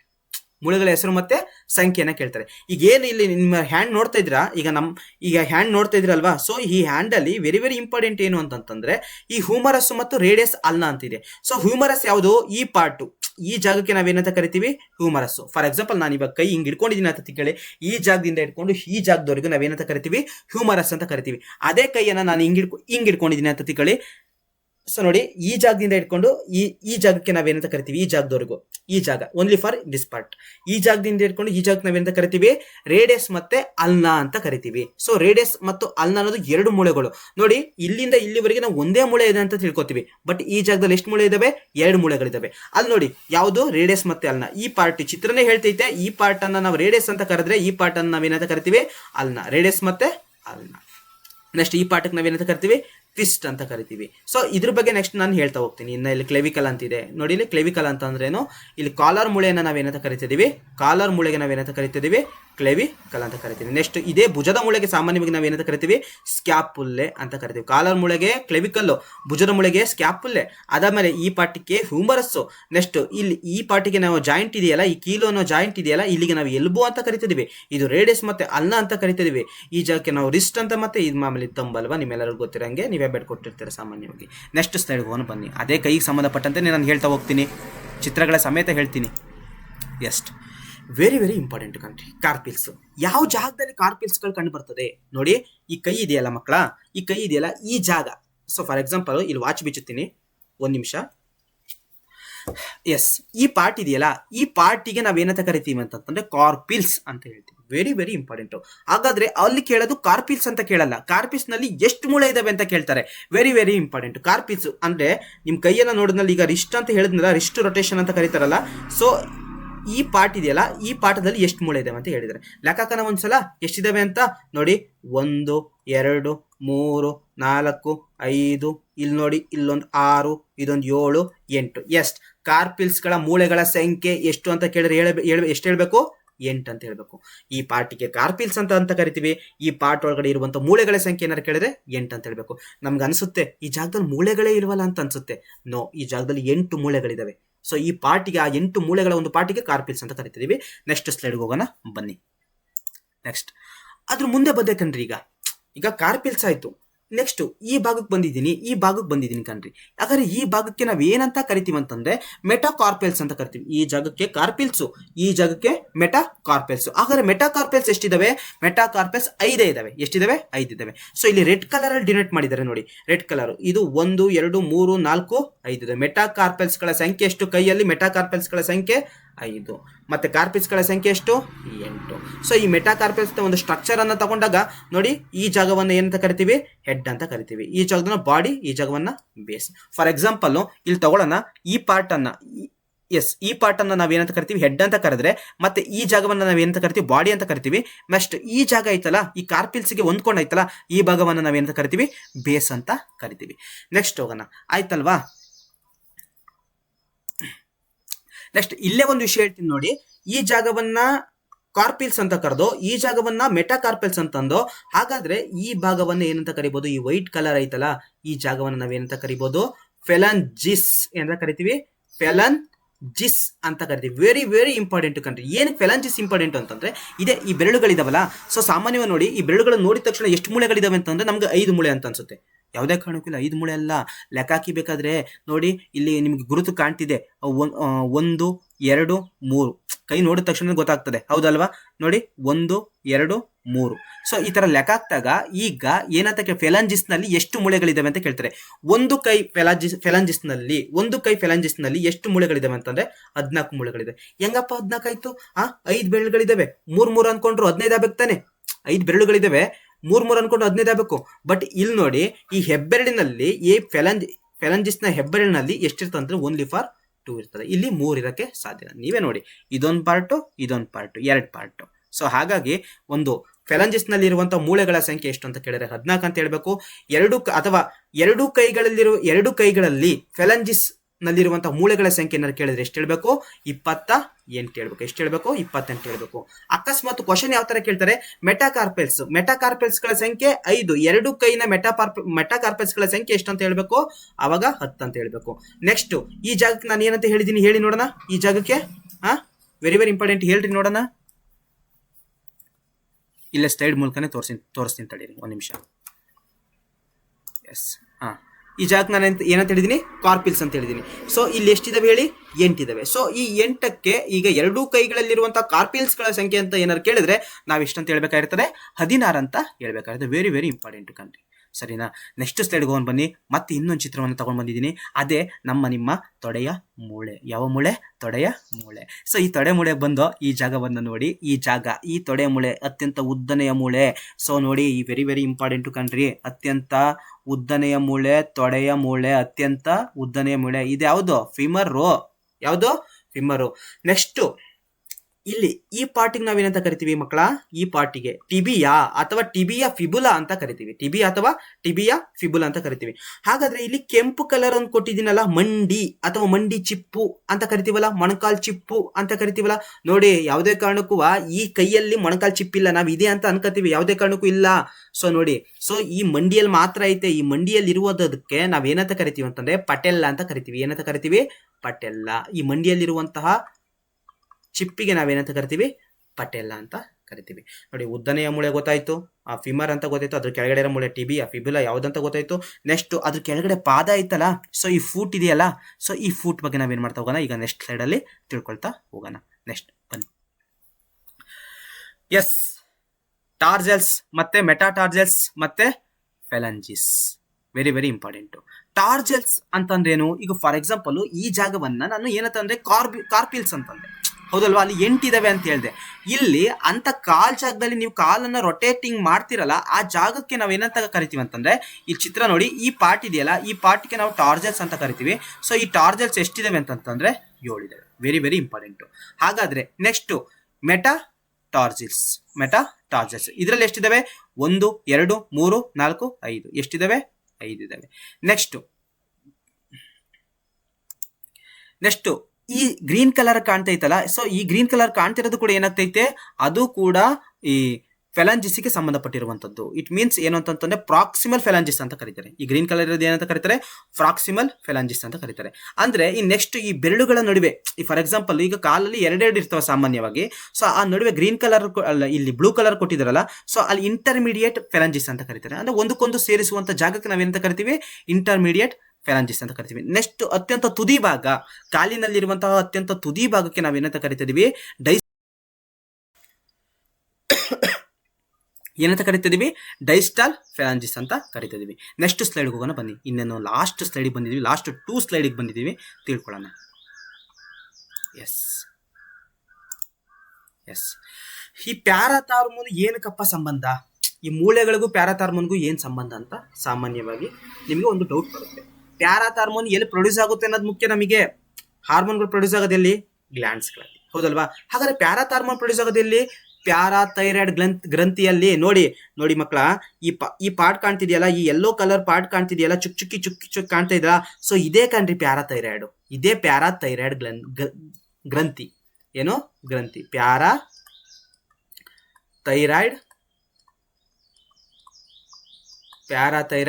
ಗ್ರಂಥಿ. ವೆರಿ ವೆರಿ ಇಂಪಾರ್ಟೆಂಟ್ ಕಂಡ್ರಿ, ಇಲ್ಲಿ ಕಾಣ್ತಿರೋದು. ಸೊ ಇಲ್ಲಿ ದೊಡ್ಡ ಪಾರ್ಟ್, ಈ ಫುಲ್ ಪಾರ್ಟಿಗೆ ನಾವೇನಂತ ಕರಿತೀವಿ ಅಂತಂದ್ರೆ ಥೈರಾಯ್ಡ್ ಗ್ರಂಥಿ ಅಂತ ಕರಿತೀವಿ. ಥೈರಾಯ್ಡ್ ಗ್ರಂಥಿ ಪ್ರೊಡ್ಯೂಸ್ ಮಾಡುವಂತ ಹಾರ್ಮೋನ್ ಏನು? Thyroxine hormone. ಥೈರಾಕ್ಸಿನ್ ಹಾರ್ಮೋನ್ ಅನ್ನು ಏನಂತ ಕರೀತಾರೆ? ವ್ಯಕ್ತಿತ್ವದ ಹಾರ್ಮೋನ್ ಅಂತ ಕರೀತಾರೆ. ಉದ್ವೇಗವನ್ನ, ಅತ್ಯಂತ ಕೋಪ ಮಾಡ್ಕೋಬೇಕು ಅಂತಂದ್ರು ಅದೇ ಕಾರಣ. ಅತ್ಯಂತ ಮೃದುವಾಗಿ ನಯವಾಗಿ ವರ್ತನೆ ಮಾಡಬೇಕು ಅಂತಂದ್ರೆ, ವರ್ತನೆ ಮಾಡ್ತಾ ಇದೀವಿ ಅಂತಂದ್ರೆ ಇನ್ನೊಬ್ರ ಜೊತೆ, ಅದಕ್ಕೆ ಯಾವ ಹಾರ್ಮೋನ್ ಕಾರಣ ಅಂತಂದ್ರೆ ಅದೇ ಥೈರಾಕ್ಸಿನ್ ಹಾರ್ಮೋನ್ ಅನ್ನು ಕಾರಣ. ಸೊ ಇಲ್ಲ ಸ್ವಲ್ಪ ಹಾರ್ಮೋನ್ ಬಗ್ಗೆನೂ ಕೂಡ ಹೇಳ್ಬಿಡ್ತೀನಿ. ಥೈರಾಕ್ಸಿನ್ ನೋಡಿ, ಥೈರಾಕ್ಸಿನ್ ಹಾರ್ಮೋನ್ ಅನ್ನು ಏನಂತ ಕರೀತಾರೆ? ವ್ಯಕ್ತಿತ್ವದ ಹಾರ್ಮೋನ್. Very very important. ವ್ಯಕ್ತಿತ್ವದ ಹಾರ್ಮೋನ್ ಅಂತ ಕರಿತೀವಿ. ಕೋಪ ಮಾಡ್ಕೊಳ್ಳೋಕ್ಕೆ, ಆವೇಶ ಮಾಡ್ಕೊಳ್ಳೋಕ್ಕೆ, ಮತ್ತೆ ಕೂಲ ಮಾತಾಡೋಕ್ಕೆ, ನಾವು ಚೆನ್ನಾಗಿ ಮಾತಾಡೋಕ್ಕೆ, ಅದಕ್ಕೆ ಯಾವ ಹಾರ್ಮೋನ್ ಅಪ್ರೋಚ್ ಮಾಡ್ತಿದೆ ಅಂತಂದ್ರೆ ಥೈರಾಕ್ಸಿನ್ ಹಾರ್ಮೋನ್ ಅಪ್ರೋಚ್ ಮಾಡ್ತೈತೆ. ಥೈರಾಕ್ಸಿನ್ ಹಾರ್ಮೋನ್ ಎಲ್ಲಿ ಪ್ರೊಡ್ಯೂಸ್ ಆಗ್ತದೆ? ಥೈರಾಯ್ಡ್ ಗ್ರಂಥಿಯಲ್ಲಿ ಪ್ರೊಡ್ಯೂಸ್ ಆಗ್ತದೆ. ಆ ಥೈರಾಯ್ಡ್ ಗ್ರಂಥಿ ಒಳಗಡೆ ಒಂದು ಸಣ್ಣ ಗ್ರಂಥಿ ಐತೆ. ಆ ಸಣ್ಣ ಗ್ರಂಥಿನೇ ಪ್ಯಾರಾಥೈರಾಯ್ಡ್ ಗ್ರಂಥಿ. ಆ ಪ್ಯಾರಾಥೈರಾಯ್ಡ್ ಗ್ರಂಥಿ ಏನ್ ಮಾಡ್ತೈತೆ? ಪ್ಯಾರಾಥಾರ್ಮೋನ್ ಅನ್ನು ಏನ್ ಮಾಡ್ತೈತೆ? ಪ್ರೊಡ್ಯೂಸ್ ಮಾಡ್ತೈತೆ. Very very important parathormone. ಇಲ್ಲಿ ಪ್ಯಾರಾಥಾರ್ಮೋನ್ಗೂ ಮೂಳೆಗಳು ಏನ್ ಸಂಬಂಧ ಅಂತಂದ್ರೆ, ಅಕಸ್ಮಾತ್ ಏನಾದ್ರು ಪ್ಯಾರಾಥಾರ್ಮೋನ್ ಏನಾದ್ರು ಜಾಸ್ತಿ ಪ್ರೊಡ್ಯೂಸ್ ಆಯ್ತಾ,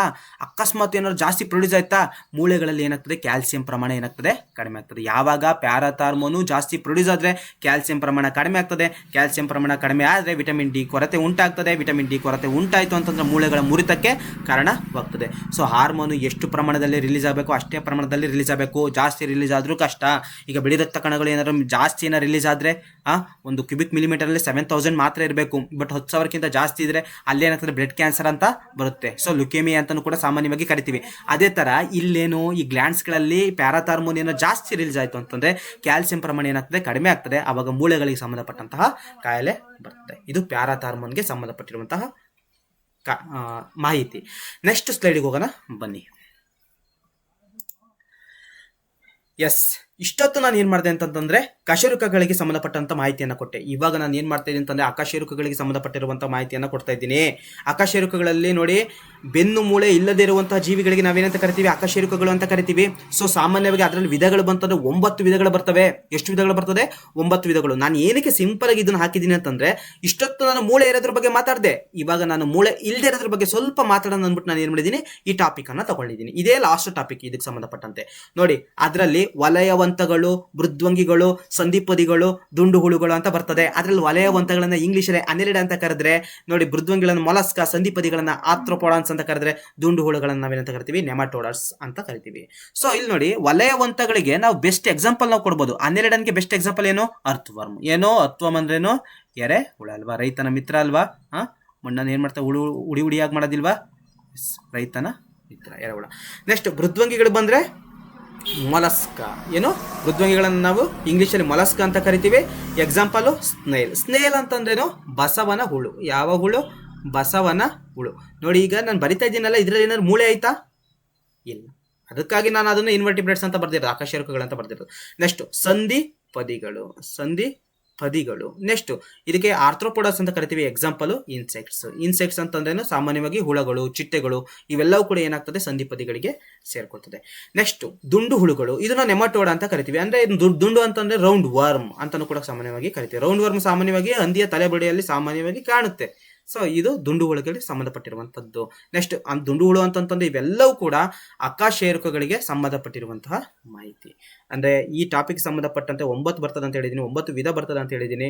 ಸುಮಾರು ಆ ಅಕಶೇರುಕಗಳು ಮತ್ತೆ ಕಶೇರುಕಗಳು ಪ್ರಾಣಿ ಮತ್ತು ಸಸ್ಯ ಸಾಮ್ರಾಜ್ಯ ಅಂತ ಬರ್ತದೆ. ಸೊ ಪ್ರಾಣಿ ಸಾಮ್ರಾಜ್ಯದಲ್ಲಿ ಇವೆಲ್ಲ ಬರ್ತದೆ. ಸೊ ಈ 9 ಬಗ್ಗೆ ಕೂಡ ನಾನು ಏನ್ ಮಾಡ್ತಾ ಹೋಗ್ತೀನಿ ಅಂತಂದ್ರೆ ಅಕಶೇರುಕ ಸಂಬಂಧಪಟ್ಟಂತೆ 1 ಅವರ್ 1.5 ಗಂಟೆ ಏನ್ ಮಾಡ್ತೀನಿ, ಟೀಚ್ ಮಾಡ್ತಾ ಹೋಗ್ತೀನಿ.